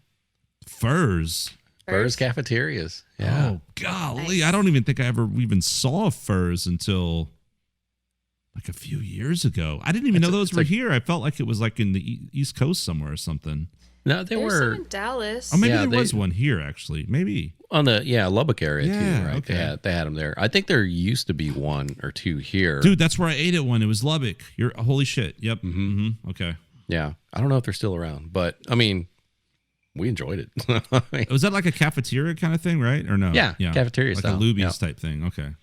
Yeah, I think the closest thing you can get close to here is you got to drive up to Brownwood and go eat at Underwood's, which is absolutely excellent. You know another place that I always loved as a kid, and I still punish myself with it. Me and Dave, we might have talked about on that podcast, Vic. And this is because I love authentic Mexican foods. I love Ponchos, and Ponchos is the worst crap Ponchos, ever. Raise the flag. I was just talking about Ponchos the other day. Good. I mean, we used to go there every night after church. Yes. Oh. Growing up, because it was literally across the street from. God bless your family. And so, and my granddad knew the waiter. We all knew the waiter and a specific waiter and waitress by name. My granddad would always give them a hard time, the same jokes every time. And it was. We always looked forward to the sopapillas and the churros. Yeah. That's what does it, man. I remember going there as a kid, and it was just so exciting because you get your tray, and you could tell them what you want, and then you could get more, and then you had the sopapillas, and then as an adult, you're ice cream, soft serve. Huh? The soft serve ice cream. Yeah, with like the most random, soft serve with like Fruit Loops as a topping. Like I don't know who came up with that one. I remember there being Fruit Loops. Sounds so. genius. We got creative. Like we'd get a little plate with a churro and put ice cream on top of the churro. You know, like we'd not spice it up. I guess we'd I ice cream it up. I don't mind ponchos. I'll give that a pass as long as you didn't say Chewies. You know, because everybody in Austin's like, Chewies. I actually do like Chewies. I like the jalapeno ranch, it's so but like good. The jalapeno there's other ranch places I like better. so good. Jalapeno ranch. You can get that at Hula Hut too. Yeah, their fish tacos are pretty decent. Let me tell you something about outside Chewies. that. Like I remember coming here years ago and being like, "Oh, it's okay, whatever." But I like Chewies. I think it's good. But there's something about, and the jalapeno ranch is like money. But when you eat Chewies, you have got a shower, man. Like I just feel like, you know what I mean? There is a smell that you are just like Mexican martini's not bad. covered in Chewy smell. I mean, a Mexican martini is like not bad probably anywhere, right? Like, I don't know. I mean, it's not bad in Austin generally because Austin knows how to drink. But I've never had one in Dallas. But yeah, I don't know. If I were going to choose Mexican food, I mean, I live kind of close to a Chewy's, so we go there periodically, but there's several food trailers, like taco trucks nearby that have really great breakfast tacos. Is that like over in the Barton Springs area or South Congress, that Chewy's or what? Near the Domain. Oh, the one up North Austin. Oh, is that the one? Am I wrong? Or is that the one over there off Duval? Or no? Or is there? What, Chewy's? Yeah. There's one on Lamar. Oh, that's like the original one, isn't it? I haven't been there in years. I thought Barton Springs was the original. Oh, maybe. Okay, but no, I forgot about that one on. I know what you're talking about now. Yeah, it has like a giant like statue of a fish or something. Okay. Like outside. North Lamar, crazy. right? Yeah. Yeah. Okay, yeah, I know that one. Curras. I like Curras a lot. Oh, over on what's that on Oltorf, right? Mm-hmm. Yeah, that's a good place. Yeah, it's so good. I can go for some right now. Oh, you know a place I used to love was, did you guys ever eat El Gallo on South Congress? It was so good. It was like this. Is it closed? Yeah, it closed down. I think they like couldn't afford the lease anymore. It was like this hideous little pink building with like a big chicken out front or something. But it was like, it was awesome. I loved it. I went there once. That sounds totally and it was Mexican. great. It was good, man. Yeah, dude. They actually had like a big painting of a cockfight. I mean, yeah, dude. You're like, this is authentic. I'd show up and say, "Hey, when's the cockfighting start? Yeah, exactly. How much? Who's the bookie?" Polvos? Y'all do polvos? Huh? Y'all do polvos? I've eaten there like once, but I didn't have a good experience, and it wasn't really even based on the food. So I've always kind of been like, eh. But I also think like polvos is kind of emotionally not a great experience. Huh? It was emotionally not a great experience. Yeah, it was just like kind of the company, blah de blah. But like, I don't know. I don't honestly even remember the food, but my mind kind of has it also that polvos is kind of that hoity-toity Austin. It's interior. It's interior Mexican food. It's a little bit different. It's not like Tex-Mex. Yeah, I can it's deal more with like Mexico City. So it's actually authentic. Is it actually like authentic, Vic? I haven't been there. I've been to other places that family members recommend. So the little hole in the walls. I have one of my mom's cousin owns a restaurant over on East Montopolis. Wow. Yeah, Casa Morenos. Damn, dude, let's go when everyone's vaccinated. Let's go eat. Let's do it. Natalie, you're invited. Yes. All right, great. We'll see how the Mexican martinis are. So yeah, I love this. Is like the most Texas podcast we've had so far, right? Because we're just straight up talking about all the like the Tex-Mex and all the places that you can't go to unless you live in Austin. Seriously, like, oh yeah, and yet the Azul Tequila. You've been to Azul Tequila? Oh, yep, that place over there by Target over there, right? That's by Straight Music, right? There is one south. I haven't been to it. I used to live by the one on like 2222. I just know that one location, but I have been there a few times. Yeah, it's hard to mess up. It's hard to mess up. I will tell you this though. I had some Mexican food in San Francisco, and I was appalled. And I don't want to say that all San Francisco. I mean, San Francisco is famous for their food, and they got a lot of great. But we went to this Mexican food restaurant, and it was like, first of all, the service was some of the worst service I've ever received in my life. Like just horrific. Like this grumpy old man comes up and pours water and doesn't say anything. And you're like, yeah, I'll get this. And he just like takes the menu and hobbles off. And I was like, I don't like this place. And the food was kind of like, I don't know. Texas is definitely where it's at, man, for Mexican food. I never had Mexican food in Northern California. It's Southern California I've had, and then down in like Baja, Mexico. But I don't think I'm brave enough to try their version of Mexican food. Their version of barbecue is not. You know, barbecue. I wouldn't think that. Hey, so Anyone does barbecue like Texas? No. Two things, Natalie. Have you traveled much outside of Texas? And what is some of your general favorite cuisine? Obviously, I think we've established that Mexican food is like any normal, sane human being from Texas, you would like Mexican food. Let's see. I've traveled internationally, and I've traveled. Well, like when we would travel as a family, like we'd, make pit stops at like McDonald's and stuff. So like I'm familiar with like fast food. That's Skunk's traveling favorite. with my family. Outside of the country, I would say I really enjoyed the gyro in Greece, even though it was a little strange for street food. Like they'd cram like basically French fries in there too, inside of the gyro. That sounds awesome. But like the beef lamb combo Yeah. of meat, just like on the spit or whatever, Yeah. like shaved off. Oh my gosh, so good. And the sauce, I think it was probably a tzatziki sauce. But then also Turkey has a lot of beef and tomato based dishes. Yeah. And so it's kind of stewy or Yes. chili-esque.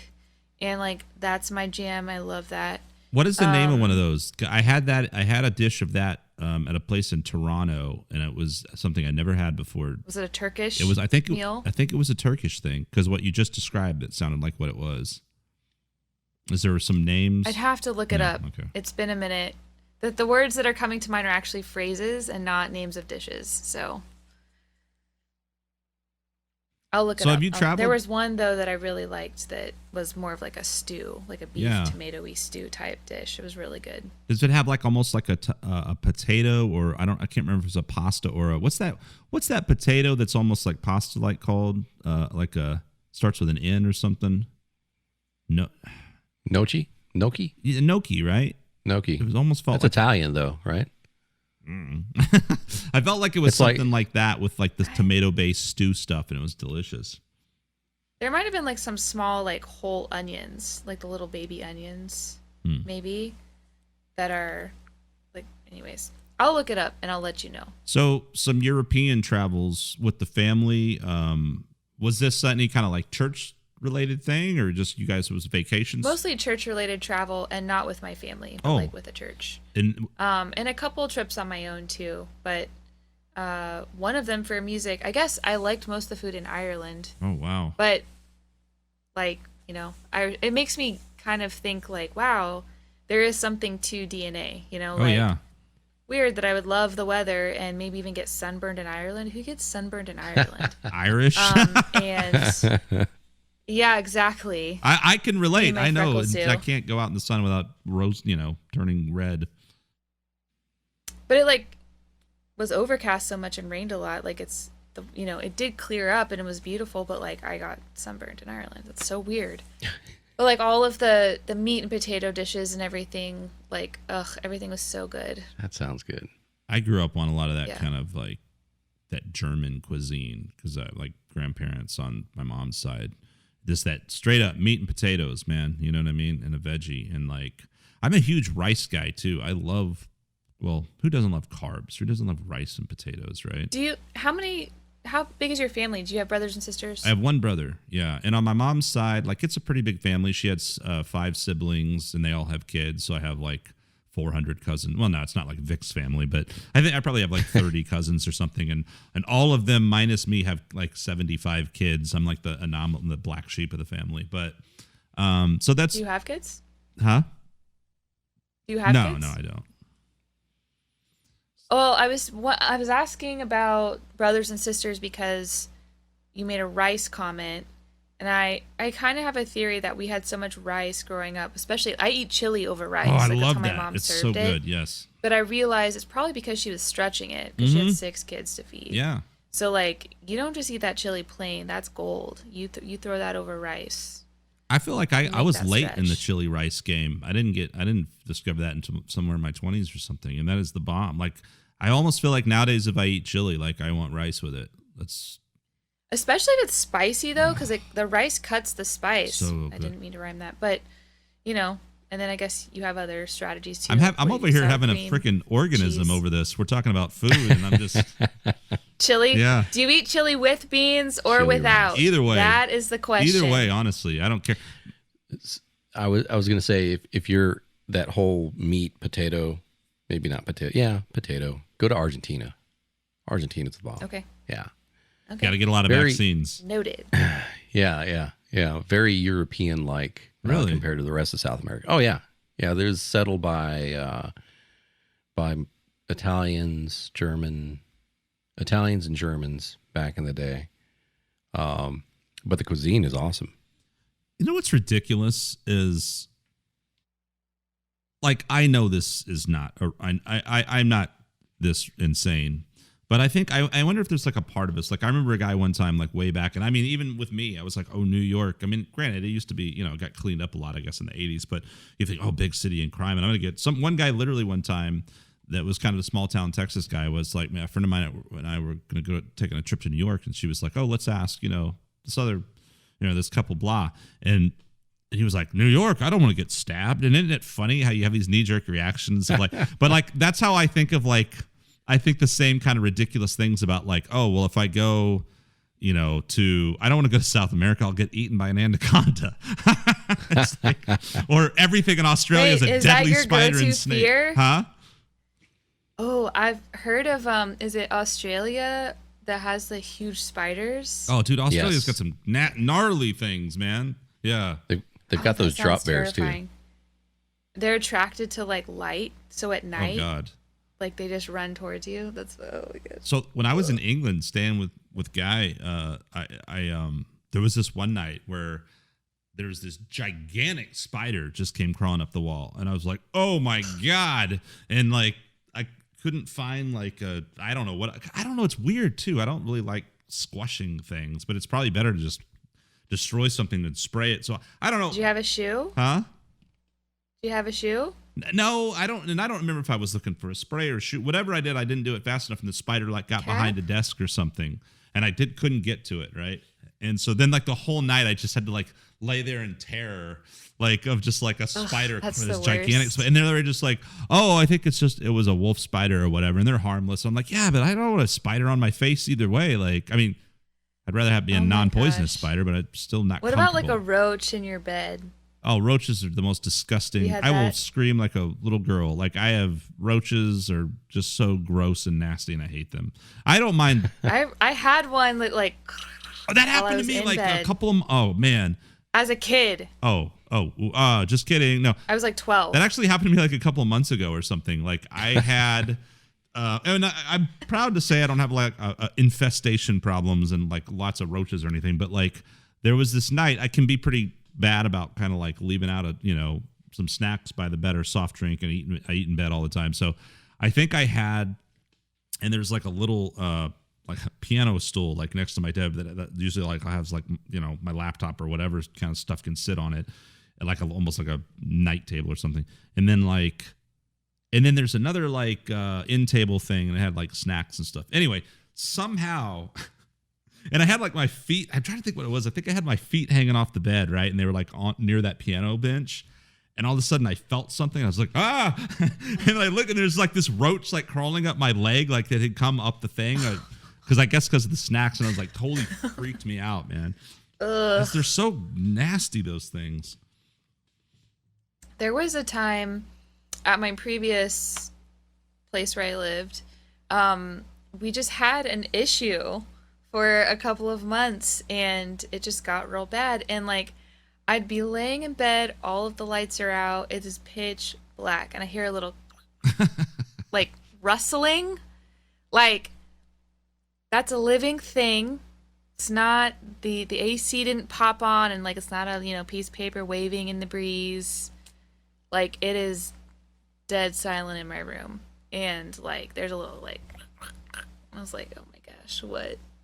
So like I'd get up with a light and go and find it like in the bookshelf, and sure enough there's like a roach behind these books or whatever, and it's like then all of a sudden I'm like screaming, waking up my roommate and like trying to figure out how to kill this thing, get it out of here.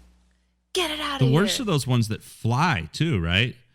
And you're like all this. Don't they all? I don't know if they all do, but there's certain. You just get them high enough and they'll and all of a sudden the roach is flying everywhere. towards your head. You know what? There's another sound thing while I was sleeping that I heard that freaked me out. That was not a roach. I bought this wooden table at an antique mall, like a side table, because I kept trying to like find the perfect like bedside table. And I got this really cute antique painted white, like with a couple drawers. Like it was adorable. And I was laying in bed and I hear this little like, I can't, like it was not that, but it was like a scratching, like a little pin like scratching on a piece of wood. And I was like, am I going crazy? What is that? What is that? And I'd like turn on my lamp and look around, and I'd like listen around the wall, like where is that sound coming from? And it was coming from the table, like the side table. Ooh. Like somewhere, and I'm like taking out the drawers, like I vacuumed it out and like tried to clean it. I wiped it all down, and like still at night I would hear that little scratching sound. I was doing all of this research and I figured out, I think it was it called wormwood? Like the bug that is. Wow. Yeah. And so like I was trying to figure out, well, why? So like the eggs were laid in the wood before the wood was cut, and then it was made into this side table. And then they hatched. Or I guess it could have been, the eggs could have been laid after the side table was made. I guess it could have been in someone's garage or in someone's yard or something. And then like it's painted up and redone and everything. And based on the humidity, like the eggs will hatch. And once they hatch, then they claw their way out. And so like the last thing you want is for those egg, whatever, larvae or bugs to like get out in your house and then like burrow in the rest of your wooden furniture. Yikes. So it was like terrifying. I was like, what have I brought into this house? What did you do about it? Like I put it by the dumpster. Okay. I was like, take it out of here. But then I think someone else took it home. Oh boy. So I'm like, I don't recommend picking up furniture by the dumpster. Yeah, that's a good point. That's it's risky business. Another place I lived, we had bed bugs once, and someone took the couch out to the dumpster, and I was like, I would never consider taking a couch by the dumpster ever again, based on that experience with bed bugs. Never. Yeah. Just let it go. Let it. Yeah. Now, well, I feel like it's one thing maybe if you buy something on Craigslist or something, but like to just go pick up furniture that's sort of sitting outside. But also like if something's sitting outside, like even if it was fine when it got put outside, like now it's outside and maybe some. I mean, I've seen dead squirrels in couches and all kinds of gross things. Yeah. Wow. We were cleaning out a pool house once, and how do you have a dead squirrel in a couch? Oh, it wasn't my couch, just for clarity's sake. Put there. Someone put it there. Well, they didn't know. Like it was one of those fold out. Well, what had happened is all this furniture had been sitting, right? So I guess somehow a squirrel got in this thing and expired. But ooh, yeah, that's unfortunate. It was Rob, by the way, Vic. That's who that was. So y'all normally talk about like dead squirrels and cockroaches. No, and our content is like normally way worse. Way this is a PG podcast. This is the most PG podcast we've ever done. Oh, trying to be respectful. Congratulations. Thank you. Well, can now go public. Thank you for coming on here and making us clean up our act. So speaking of podcasts or talk shows, however you want to put it, so you have your own thing that you started in March of 2020 and then just really hit the ground running and just was going at it like every day. And now you're down to once a week, but we've been interviewing and you interview people for not like Vic and I who just ramble for hours on end, but like, or me, I'm sorry, Vic, you don't ramble. I'm the commentator. I'm like, So I'm like John Madden on this podcast, and you're Pat Summerall. I'm just like, and look at Nate Newton's big sweat patch and the turkey legs, and then Vic's like, anyway, it's third down. Nice. So anyway, Natalie, tell us about that. What started that? Are you primarily interviewing like Austin musicians, or how do you find your guests? Like, how did this come about, and how do you choose your guests and all that? Well, in the beginning, I just asked all my friends, and it ended up being the need that I saw. Well, so everyone was live streaming music. And based on my own attention span of like maybe 5 minutes listening to a live stream, like watching a live stream, I was like, I am not going to do that. And also, I didn't want to compete with everybody else. And so like, I chose a late night time slot of 10 p.m. to like let everybody else's shows finish. And then I was like, well, what are people not doing? And what's happening? And I was like, well, I'm doom scrolling and I'm watching the John Hopkins website and I'm watching those red numbers grow every single day. And I'm like, I need to take a break from that and have a real conversation with someone, preferably a creative, because that's what I am. And I feed off of and inspired by other people and other people's stories. And so that's what the talk show is based around, is me asking usually creatives or people that work in the music industry. Primarily I've had managers, label owners, attorneys, of course artists, but also like photographers, lots of different artists on the show. And I a lot of times focus on what they specifically do and ask questions about what inspires them, I would say, and like what pushes them forward, what brings them joy, what about their latest album, if they just released something, sure, but like kind of more about their story. I see. Because those are the things that are interesting to me and inspiring to me. And also I feel like for myself, suddenly I'm having a real conversation with another human and we see each other's face. And it's public, so it's a little different than like a FaceTime, but it's an opportunity for us to connect and find common ground. And so that's important to me in building community, is finding common ground with people, because we're all different. We all have different opinions and like potentially political views and everything. But like at the root level, we're human. We have something in common. We have struggles and trials and hardships and things that bring us joy and pleasure. So at a root level, we all have something in common, you know? And so that's what I like to get into on the show. And it started out as a 20-minute show. It's called 20 at 10. Right. I would do 20 minutes at 10 p.m. But like I've quickly found that the actual conversation, the kind that actually brings me more fulfillment, is longer. So I will interview my friend or my guest for 20 minutes or 30 sometimes, and then we do other stuff. I'll let them ask me a couple questions. We'll answer random board game questions, and then we'll play a song at the end. Right. So it's just a thing that it's kept me.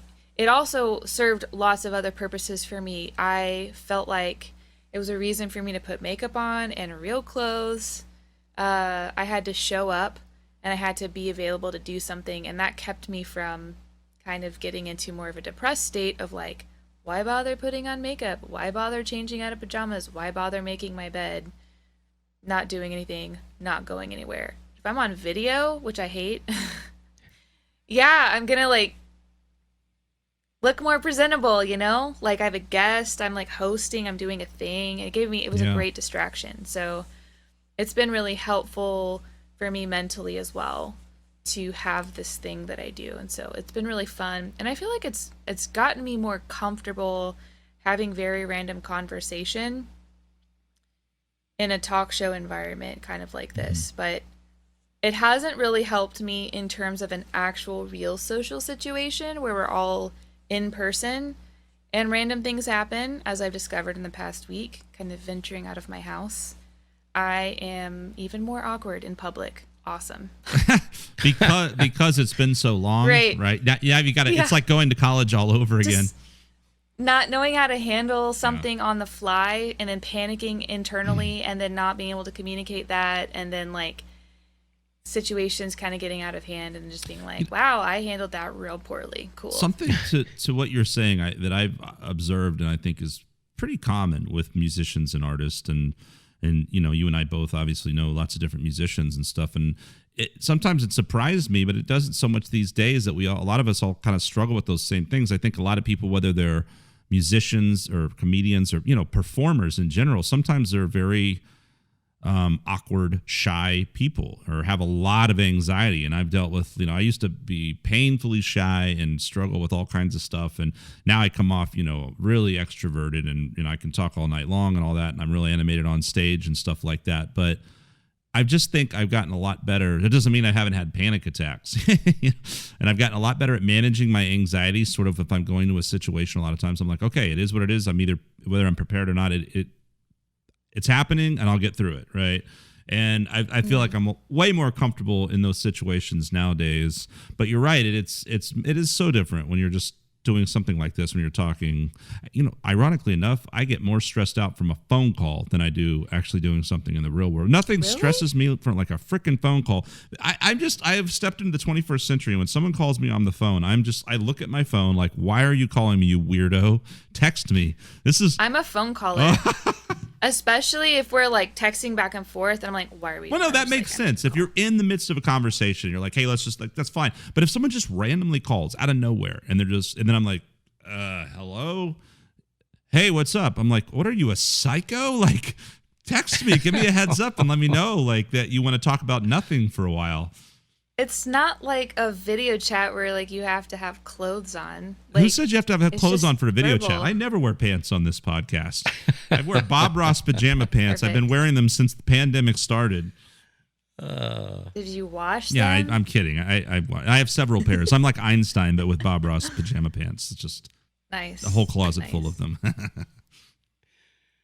Yeah, but I think that's an interesting thing, the way like so many people can come out of their shells on stage as a performer, but they're a mess sometimes, like interacting in other situations. It makes sense though, because even like, because I've if I go back and watch some of the earlier episodes, I'm like, ugh, like I don't know what I'm doing, and I still feel like I don't know what I'm doing, but I'm smoother at it. 180 episodes later, but still that doesn't translate in real life. Like, and it's kind of like being on stage. Like, you are on a square spot. Other people aren't just coming up on stage with you unless you invite them. They shouldn't be. Like you've got your safe space. Yeah, you have your it's like you've drawn a line in the sand. Like, nobody comes up here.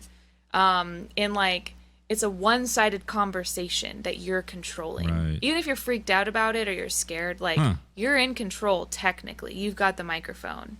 And so you are technically in control of that social situation. So if someone like gets out of hand in the crowd, I don't know, that different people respond differently to that. But like, I could see how you feel the freedom to be yourself and do whatever inside this safe space, the box, the stage. That makes sense to me. And then outside of that, when there's other people or multiple people are trying to talk to you at the same time, that's really stressful for me.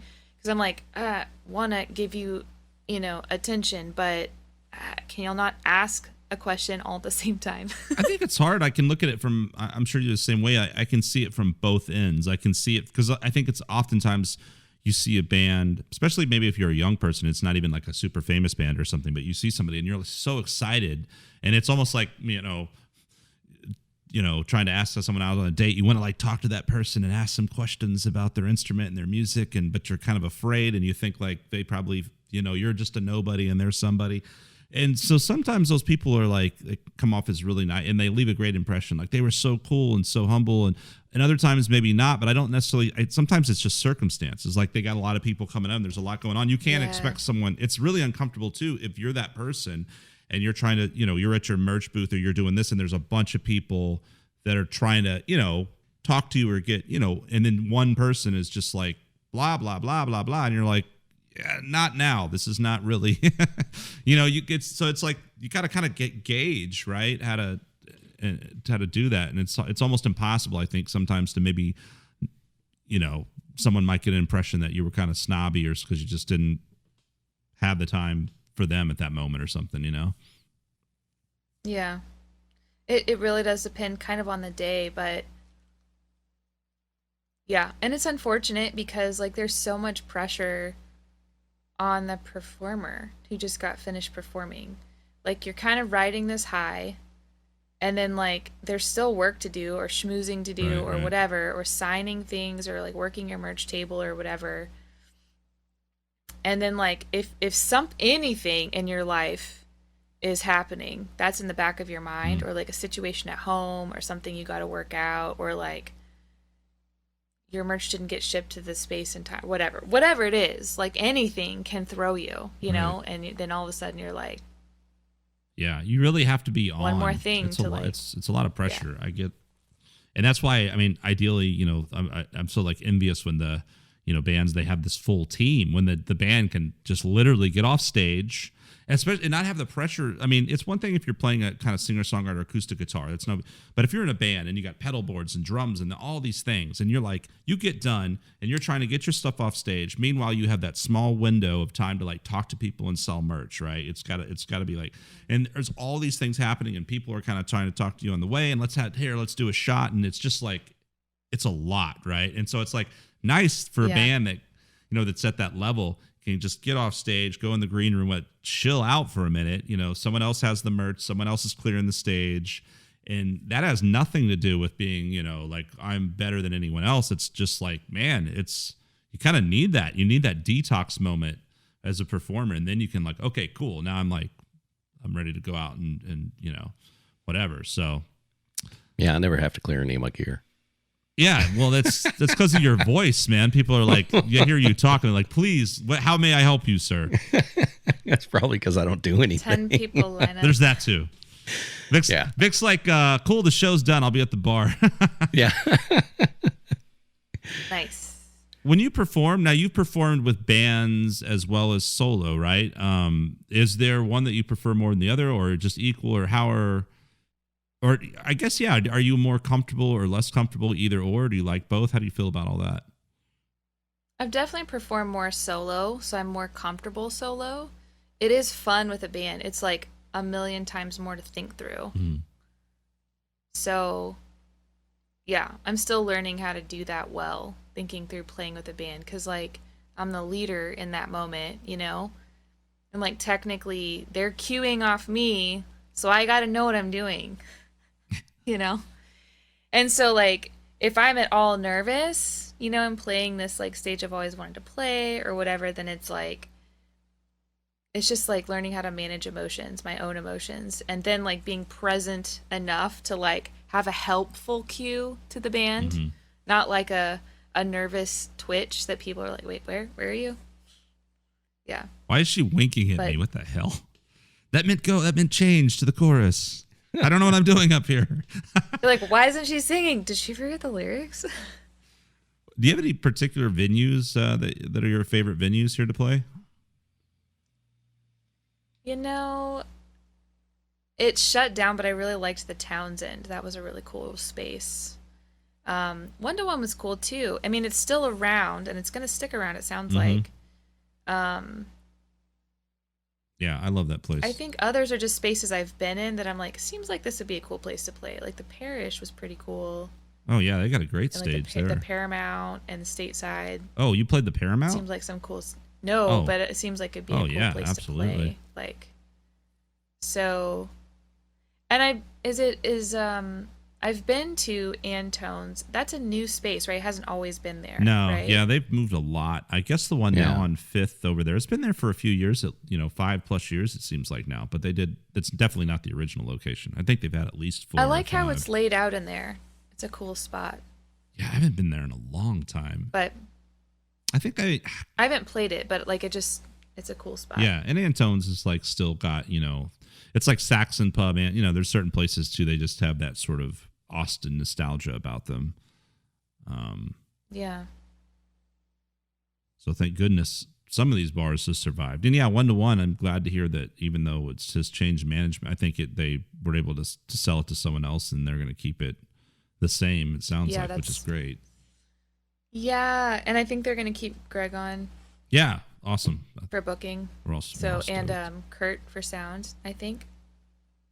That's smart. I mean, I feel like Absolutely. Yeah. I mean, if it ain't broke, don't fix it. You know, that's totally a working thing. I feel like it's one of those places. I know so many people that played there, and we all have the same nice things to say about it. You know, it's just kind of a home for a lot of musicians, I think. Yeah. Are you booked at all? Are you looking to book, or what's that looking like in terms of getting out and playing live again, or have you been? I just played Geraldine's last night, and that was my first time on like a real built-in stage in over a year. I've played like some, selectively have played a few in-person things over the last year, but not like an indoor space with a built-in stage with lights and everything. I was really nervous, but it was really good. So I've started to book some things, not super heavy in the schedule, just kind of waiting to see how things pan out now that we kind of opened up real quick in Texas, and I was like, yeah, I don't know if it'd be smart to book a lot of stuff, if we have another spike or something, but it seems like things might be kind of like, yeah, for the first time evening out. I feel that like when it happened last year, I'm going like, this is not, and then everything shut down again, and then it happened again, and it's the first time I felt like, okay, I feel like I can actually start planning. This could be yeah, turning the corner. Yeah. I have a few things on the calendar, but most of them are outdoors, socially distant, and we'll see what happens. And I think Geraldine's was probably that was the question mark in my mind, because I was like, well, they had, social distancing and some rules in place, and it felt like it was a okay. And it was good. Play, it was everyone masked and all that. Yeah, and it was pretty good and responsible. I mean, you don't have to be if you're at your table, but like when you're up walking around, like you have to have a mask on. And it was a sweet little space, and it felt good. I think I played. Where is that? Yeah, it's in the Hotel Van Zandt.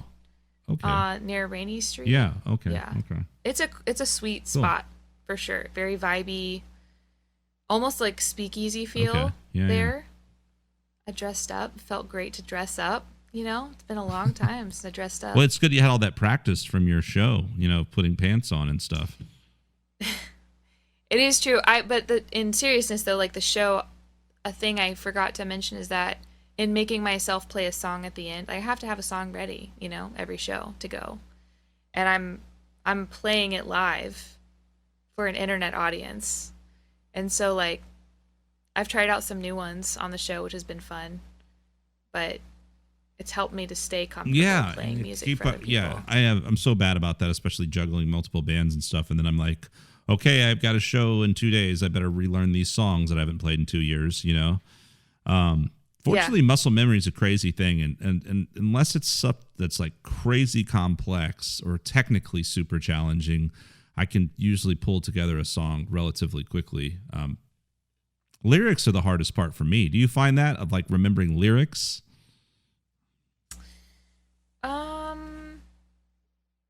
It kind of depends. It depends on the song, I guess. There's some songs that like good to go. I played one song last night and I forgot one of the lines, and I was like, oh well, it's really gone. So I just skipped that line and went to the next one. You're beautiful out there, everybody. I was like, this is a song I know so well. What? I just like, that's the part in the song where like, and then he was, well, you're beautiful out there, everybody, tonight, looking great. And then thanks for stopping I just by. like, ooh, like why is she suddenly playing harmonica in the middle of that verse? Yeah. And I was like, I mean, it didn't not make sense, but also Geraldine's is a spot where like people come to eat dinner, so it's not like you're necessarily the only thing going on in the room. But yeah, I was like, I know this song real well. Where did that line go? It's just gone. There's just empty space where that line should be. I have this thing. I don't know if this, I wonder how this, so a lot of music is mental, right? Especially singing, because you can get in your own head and then it's over. You have to have that kind of confidence and comfort and acceptance. And I've gotten a lot better at that. And then people will drive themselves crazy with their tones. And I mean, there's all these, but one thing as a weird thing for me is that I've noticed, if I'm playing a song there's also like a comfort in a band, I think, because if you make a little mistake or if the energy of the live show, it's like not a big deal and there's some coverage. But if you're playing a song that's just you and you don't want to make any big flubs and stuff, it's like I have this mental thing that happens. Like when I start getting through the song and the closer and closer I get to the end, or if it's a piano piece or something, and I'm like, my head starts going like, you're almost there, don't fuck up. You know what I mean? And then like you can't think about it. I swear to God, like I've done that where I'm like, yeah, I get to the very end and like blow it on the very last chord or something, because it's just like my brain's like, no, sir, you will not get through this song without making a mistake. Oh, I was doing that for the thing because I played the. Actually, you were the one that on Dave's on the 11:59 thing where we're talking about feedback on each other's songs, and you gave me feedback on those songs, which was super cool. And so I did one of those. Oh, that's intimidating to give someone feedback on their songs. Like, ooh. I know, right? Well, I mean, everyone's cool in that group and everyone's good. Can you imagine, though, if there was just like one douchey person in the group who was like, yeah, this didn't really do it for me, Natalie. I was just like, honestly, I think you were a little flat. The lyrics were kind of lame. But you're clearly recording on your cell phone. Yeah, clearly. There's just not even any production. What is that, Garage Band? Oh, jeez. Come on, get Pro Tools already. Have you tried using the word organism in your lyrics? Yeah. What exactly. Are you, like, well, that would be with you, right? You're just singing words, and they're like, does she know what that word means? I don't. Some of your college songs were very convoluted. You were figuring it out. Of context. Yeah. But like, yeah, it's but I don't know. That's like, it was really cool, and everyone in that group is so amazing. But oh yeah. So anyway, blah blah blah. That song, one of those songs I did for the thing that was Tuesday, which will be like 6 months down the line by the time we get this thing out. But like, and I was like, literally, that was that. I was like, oh shit, I got to learn this song again. Like, so I was like playing it, and then like I was like, okay, let me just quick time this thing after I kind of got it back together. And then like that happened to me. Like on like I had a take that was pretty good, but I like blew a word and made it. And then I was like, it's okay enough. But I was like, nah, I kind of want to like not suck at my own song, you know, that I wrote like a week ago. I recorded mine like 20 times. Ugh. No, I'm glad to hear that actually. Like, because it's, yeah, I mean, it's like you want it to be good, you know, you want to like do it good. I want it to be real too. It's like I didn't want to like, you know, I mean, you know, could have done a recording and made a video, but I was like, nah, I want to that kind of songs too, especially like I feel like this, like a lot of your music, right? It's very intimate and acoustic guitar and a voice, right? And that's the kind of music that I think is. You almost want to see that like performed, you know, that's part of the charm of that type of music, you know? Did you see that there was I think I just posted it on Instagram, or maybe I just sent it to a couple of people, that it's like it's a meme. And so the first one is like, I think it looks like Biden from the back. Actually, he's like going up the escalator, and it says like me playing my song in my room. And then the picture right below it is him like tumbling down, like me trying to record my song. Totally. Yeah, I had or like the moment you add one person in the room, everything changes. You can play that song a million times perfectly, but as soon as you add a person, as soon as you hit record, all of a sudden you're like, yeah, what's a chord? How do I? Is this a guitar? Yeah. No, it's so true. The recording thing for sure. And then also, I've gotten so much better about that. But there's definitely that aspect. And I've said this before. I don't know how you feel about this. To me, there's a safety in numbers. If I'm playing and there's a big crowd, I feel comfortable. And if I've got a band, I feel even more comfortable. There's like, but if it's like me, I always like when like my grandma would come over and be like, "Oh, play piano," and I was like terrified, like, "Oh God, someone wants me to play for them like one-on-one," and it was just like I always hated like I was never that guy who was like, "Hey, watch me sing a song," you know? I'm like, no, gross. I don't want to do that unless there's a bunch of people there with stuff going on to where it's not like one person focused only on me, you know? Vic, how about you? Yeah, I mean, I run into that too. Not with music because I don't play. I listen to it, but no, I ran into that a few weeks ago actually at the gym, right? So fight simulation, all the techniques and stuff you learn, and then you have to go and grapple, and you start getting hit, and it just kind of like goes out the window. And then you're like, oh crap, what do I do here? Yeah, I think Meanwhile, it's all you're the same. You're getting punched in And the then ribs. you're laid out. And that's the same with anything, right? There's that Yeah. you got to train to a level, whether it's a song, whether you're running a song or a set for a band, or if you're a fighter or an athlete. Like you've done something so many times that it kicks in and you act on instinct and you don't have to think. Because if you have to think, then you're screwed. Yeah. Natalie, are you a sports girl? Not really. I mean, I've played them, taken martial arts, but I don't really engage with or watch them. What? However, I did fill out a Final Fantasy bracket this year. Well, that's just nerdy. I'm just kidding. What? They were doing it at work, and I was like, well, maybe I'll join. Oh, look in at for that. I'm the once. nerd. I was thinking of a video game. You're talking about football, right? Yeah. God, what an idiot. Oh, I don't know gosh. what I'm doing. I never do that because the reason You asked about Final sports. Fantasy was a video game. I was like, oh, she's a video game. You're right. You're right. Yeah, I don't know. Who You're tight, cares? yeah. This is stupid. Final Fantasy's football, right? I mean, No, you're I right. assumed all of these teams were football teams. You assumed. Totally could have been a thing that I'd be like, oh, this is basketball? Just like you're in the Final Fantasy Anyways. Football League and you're like, yeah, I've got Nolan Ryan, who's not even active by like 40 years. This is how much I'm following Fortunately- sports these days. I was going to say different sport. No, that's what I'm saying. Like you don't know. Yeah. Like it's Yeah. Nolan Ryan, Robbie Ventura. classic. That's baseball meets UFC right there. It is. Yeah. That was Nice, great. Nice. Yeah. Anyway, I'm curious actually. What martial art did you take? Taekwondo. Were you a kid or adult? I started in junior high. Did you use it to beat up douchey frat boys in college? No, but I was prepared. That's good. That's good. Smart. Okay, good. It's good to know that Yeah. if that Dave Matthews fan had taken further steps, you could have defended yourself. So good to know. Yeah, I'm pretty sure I could have. But fortunately, I haven't ever had to use it. And I think that's the whole point, is that Mm-hmm. you have this training that you hope you never have to use. Same with CPR and first aid. We know none of it. But I mean, here's how I respond. I'm like, well, wait, you just push on the chest, right? Don't you just? Yeah. Yeah. That's about. Hopefully, then for you, there's someone else in the room that knows how to do that, and your job will be to actually call 911. Yeah, I can do that But much. it's a little more than just push on the chest. I feel like I've done that stuff, but it's been years since I've done it. And I went and did It'd a be gun worth course the other day, and I taking had it a again. blast to just. Yeah, it never hurts You to had a golf just. course? No, gun, like firearm. Oh. Because I hadn't like gone to a firing range It's like- forever, and yeah, it was like super fun. But it's like a lot of those things. You're like, oh, I can do this, but then you're like, yeah, but you should probably like, and CPR being a perfect example, because obviously it's not just like, oh, push on the chest and blow in their mouth. No, it's a little more than that.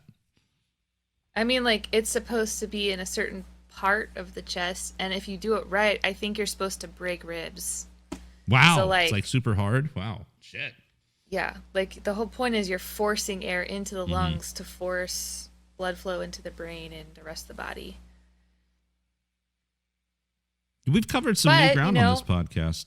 Flying Yeah. cockroaches, CPR. First aid, First aid. Yeah. yeah. Final Lifeguard Fantasy. training, Final Fantasy. What are your other hobbies? I like ponchos. Hobbies, who has time for hobbies? There you Ponchos. go. That's true. That's true. You're busy. You're doing music. You got your 20 I at hold down jobs. I have multiple jobs, and I do music. That's pretty much. I felt like I had to focus my energy onto a fewer things. I do enjoy hammocking. I have a hammock. I have a backyard space, so I will put up my hammock, especially as the days are nicer. And when it's hot outside, I'll put it up in the evening. You know, when the sun's gone. hammocking. Because- Sounds like an amazing hobby. Freckles. Well- Hammocking is great. Well, earlier you said, you got sunburnt in Ireland, and I guess, you're part Irish or full Irish. I don't know. But like you were like, oh, and the DNA, and I love this weather. So do you like, I'm assuming you're not like a huge fan of like the crazy Texas heat? Not really. I don't love the sun. That's the correct answer. I love cloudy, dreary days. It's good for when songwriters. it's about to rain. Yeah. You know, Yeah. it's because it still blocks the rays you don't want from the sun. And then, like, yeah, I feel so much freedom to walk around when it's cloudy and stuff and not worried about getting sunburned. Because I hate sunscreen. That's the other bad combo. Hate sunscreen. Me and the sun don't get along, so. So that is all the correct answer for another guy with fair skin that burns like, Conan O'Brien. The Irish one. Yeah. Vic doesn't have to worry about that But- shit. It is a superpower, Vic. The ability to not get sunburned. I actually have been sunburned. But it probably Believe it or doesn't not. happen in 5 minutes in overcast weather in Ireland, right? No. Happens in Southern California when you see the beach for the first time. And then you get a sunburn and you don't know it's a sunburn because you've never had one before. So was this Wow. what How old were you? 19. Did anything happen? 20. Like, what happened when you got sunburned? Well, I didn't know it. did you peel? 'Cause- Was it like serious peeling? Not a You whole blister? lot. No blisters, no peeling. I mean, there's a little bit this- of peeling. This is bullshit. I don't want to. Natalie and I don't want to sit here and listen to this. When you're climbing up mountains with a pack and a combat load, it kind of burns a little bit. Okay. All right then. Okay. Oh, because were you shirtless on the beach? So, like, your whole back and chest and everything were Yeah. I mean, Oh. never seen the ocean before. Finally, got some time off from infantry school and went to the beach. And I'm like, oh, it's awesome. So I'm going to go run in the water, thinking it was like the Texas Gulf, right? And it's not. It's way colder. And so you run in and Nice. you're like, oh crap, it's so really cold. Yeah. Yeah, and then you run back out, and then you just hang out on the beach. You go back to the barracks, get ready the next day, and I was like, man, my back is really burning. Why is it hurting so much? And then I take my backpack off and pull my t-shirt up, and I'm like, am I peeling? That's weird. It's never happened. Maybe you before. did blister then if it was just the next day. If you're peeling immediately, Maybe it was a probably couple of blistered. days or something. That's only happened to me twice. And that I've only been day you sunburned knew what twice. it was like to be white.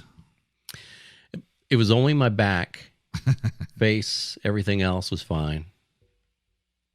Man, I went to a resort one time and it was unbelievably beautiful. I think it was like I'm thinking of the right thing. It was like a Club Med in Turks and Caicos, which is these islands out in the Gulf or, way out in the Caribbean. Sounds Is that like a right? buffet or something. Dude, it was Turks it was just amazing.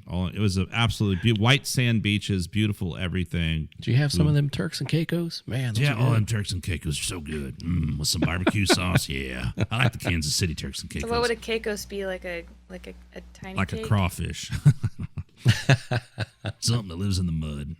Caicos. No, it does sound more dainty, doesn't it? It sounds more. I think it's probably a French island, so maybe it'd be like a French dessert.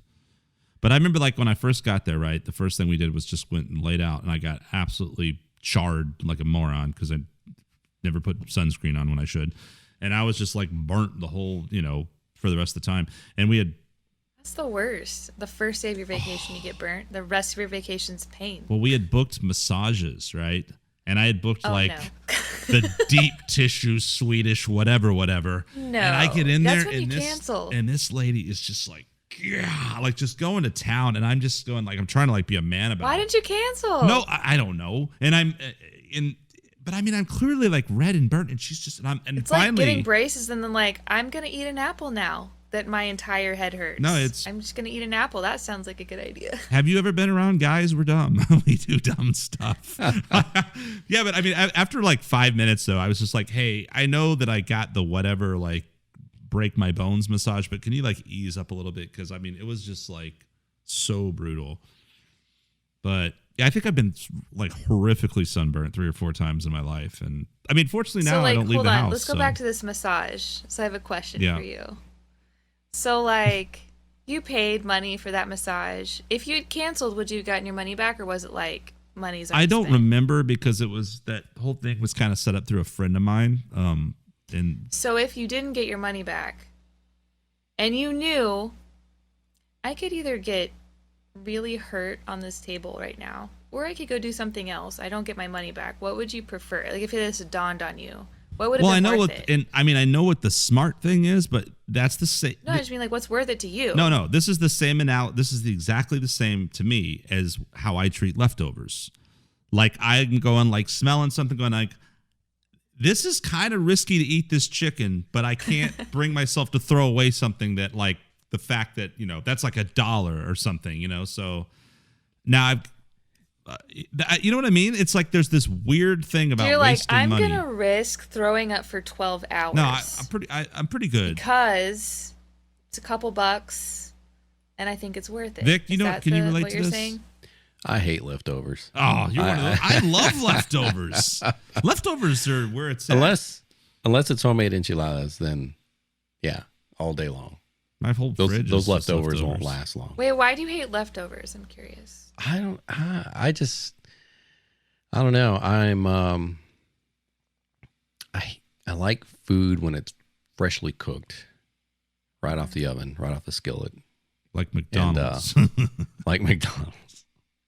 I don't know. It depends on the food too. So like if it's if it's like beans and rice, the Mexican staple, I can eat those. Enchiladas, yeah. Yeah, I mean like a But then if leftover it's like- salad, that's not good. But Stuff like that. Like even if it's like leftover fish or chicken, and sometimes it's like, How are you reheating it though? that's probably the problem.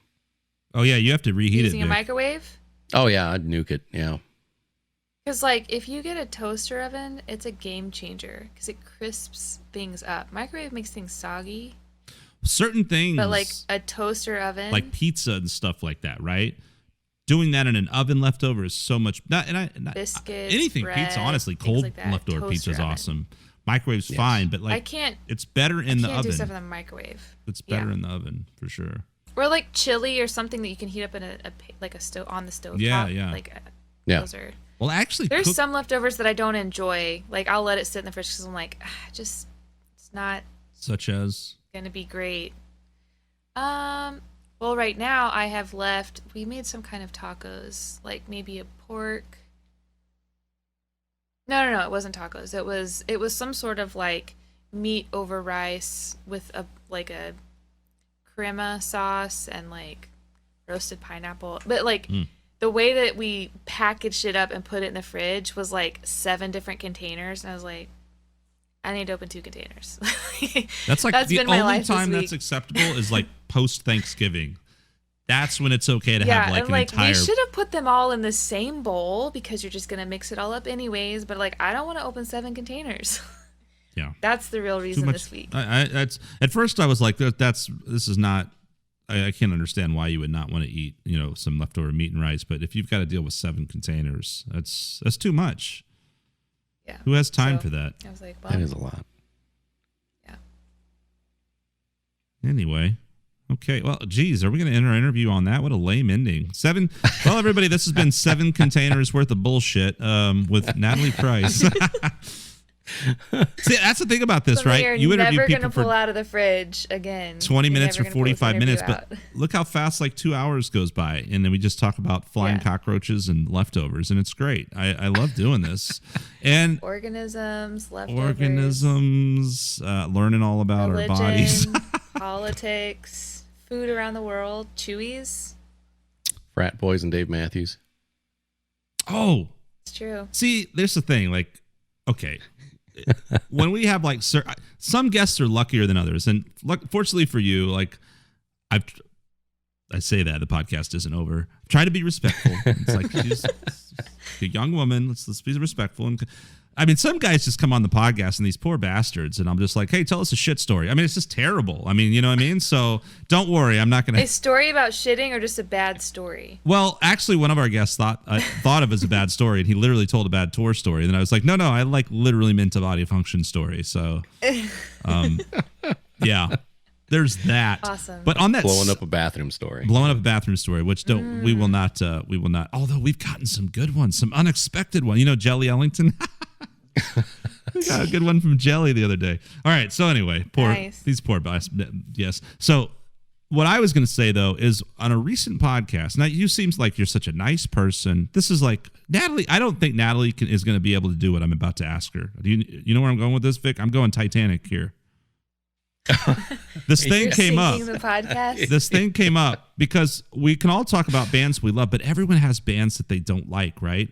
There's got to be some bands that you're just like, ugh, I don't like that. I don't like that singer. I don't like that music. Yes? No? Yeah. Oh. I feel like it's kind of in poor taste to talk about it, though. It's stuff you're not supposed to talk about. Yeah, you're right. You're right. And I do everything on this podcast that you're not supposed to do. So clearly I've given up on any chance of any sort of success with my music career. So how about I do a both and? Like someone who's incredible, but also I get tired of hearing them. Okay, we can do that. Okay. So this one time I had an Adele CD in my car. And I listened to it all the way from Austin to Houston, 2.5 hours. And I was trying to listen to it all the way back to Austin. And I could not do it. She's an incredible singer, incredible vocalist. Her voice actually started, I felt like there was something clawing in my ear. Mm-hmm. It was very weird. I was over her sound. Yeah. And it's been, that is a very weird experience. I still love her music. Some of her songs have inspired songs on my album, like the way the sonic landscape of her music, but I had a really weird experience with listening to Adele. I understand that because I think there's no doubt she's a great singer and has a great voice, but her voice does have a nuance and a timbre about it that I could see that at a certain point. Like a great example is like a band like Rush, and I've made fun of Rush for many years, and Geddy Lee has that crazy high weird voice. They're great musicians. They're a phenomenal band. I'm glad I got to see them live. I've never been like this mega crazy Rush fan, but I have mad respect for them. But that guy's got a weird ass voice. You know what I mean? It's like that's not for everybody. So I think it's one of those things. I feel this way about a lot of bands, and Vic and I talk shit about things on here, usually in jest, with the exception of a few bands. But like, I mean, but I have a lot of respect for most music and artists and different styles of music. And if someone wants to make fun of stuff that I listen to, I'm okay with that. You know, like you said earlier, we're all different people with that's the whole point, is we should be able to talk about things and laugh about it, and shouldn't be so personal all the time. But yeah, but I do think like there are certain. Yeah, for whatever thing, it's different strokes for different folks, and sometimes things just grind you. Like bro country, it just doesn't resonate with my soul, you know? So it's like... There's plenty of like local music too that I will not talk about, but where it's just like, I really want to like this and I don't. Sorry. I'm like, sorry I don't you've know heard if I my said music. it with you, but it's like, did I say earlier there's like a lot of like good music that's like, it's fine, but like music that I'm like actually like, oh my gosh, this is amazing. That is not very much. Yeah. It's a very small amount of music that I hear. But like I still go out and like try and find new music and listen to people because as a musician, I'm also still a listener and consumer of music, and I really want to find music that I love, you know? Like I want to fall in love with music. Yeah. I want to find the good stuff. But like that doesn't happen very often. I guess it's kind of like dating too. Like the majority of people that you see, you're like, that's true. I guess that was all right.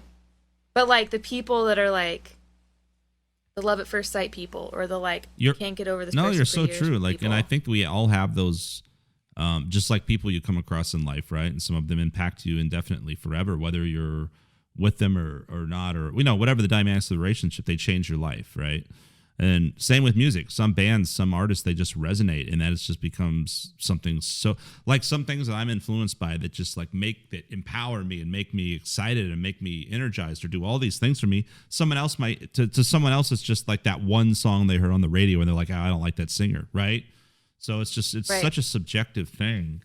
And there are no real and knowing that like my answers. Music is that way to some people. They're like, nah, not my thing. Those like, people are okay, stupid, you know? Natalie. Those people are wrong.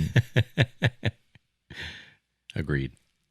Yeah. No, I mean, anyway, are you, last thing, recording anything? You got any new music to be released, or any of the 1159 songs that you have written, or any of those like contenders for stuff that you want to put out in the future? There are a couple songs that are contenders for the next album. The goal is to get in the studio in June. And I am working right now on getting the money in order to get in the studio in June. So I'm like maybe 40-ish% of the way to my goal. Okay. 35%, maybe 35 to 40%. Are you looking at like an So- EP or what kind of collection of songs? Trying to do a full length. Full length. I did Oh, an wow. EP last Woo. time. It'll be my debut That's awesome. full length.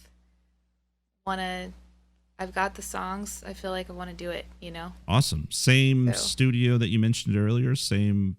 No. No, if everything, not all of the paperwork is signed, but assuming it does, then I'll be in Nashville, which would be super cool. Wow. Oh. Oh, cool. See, So you have a specific studio and everything's. the producer picked out, Oh. and they have a studio selected, I think, or an engineer's studio or something. Wow.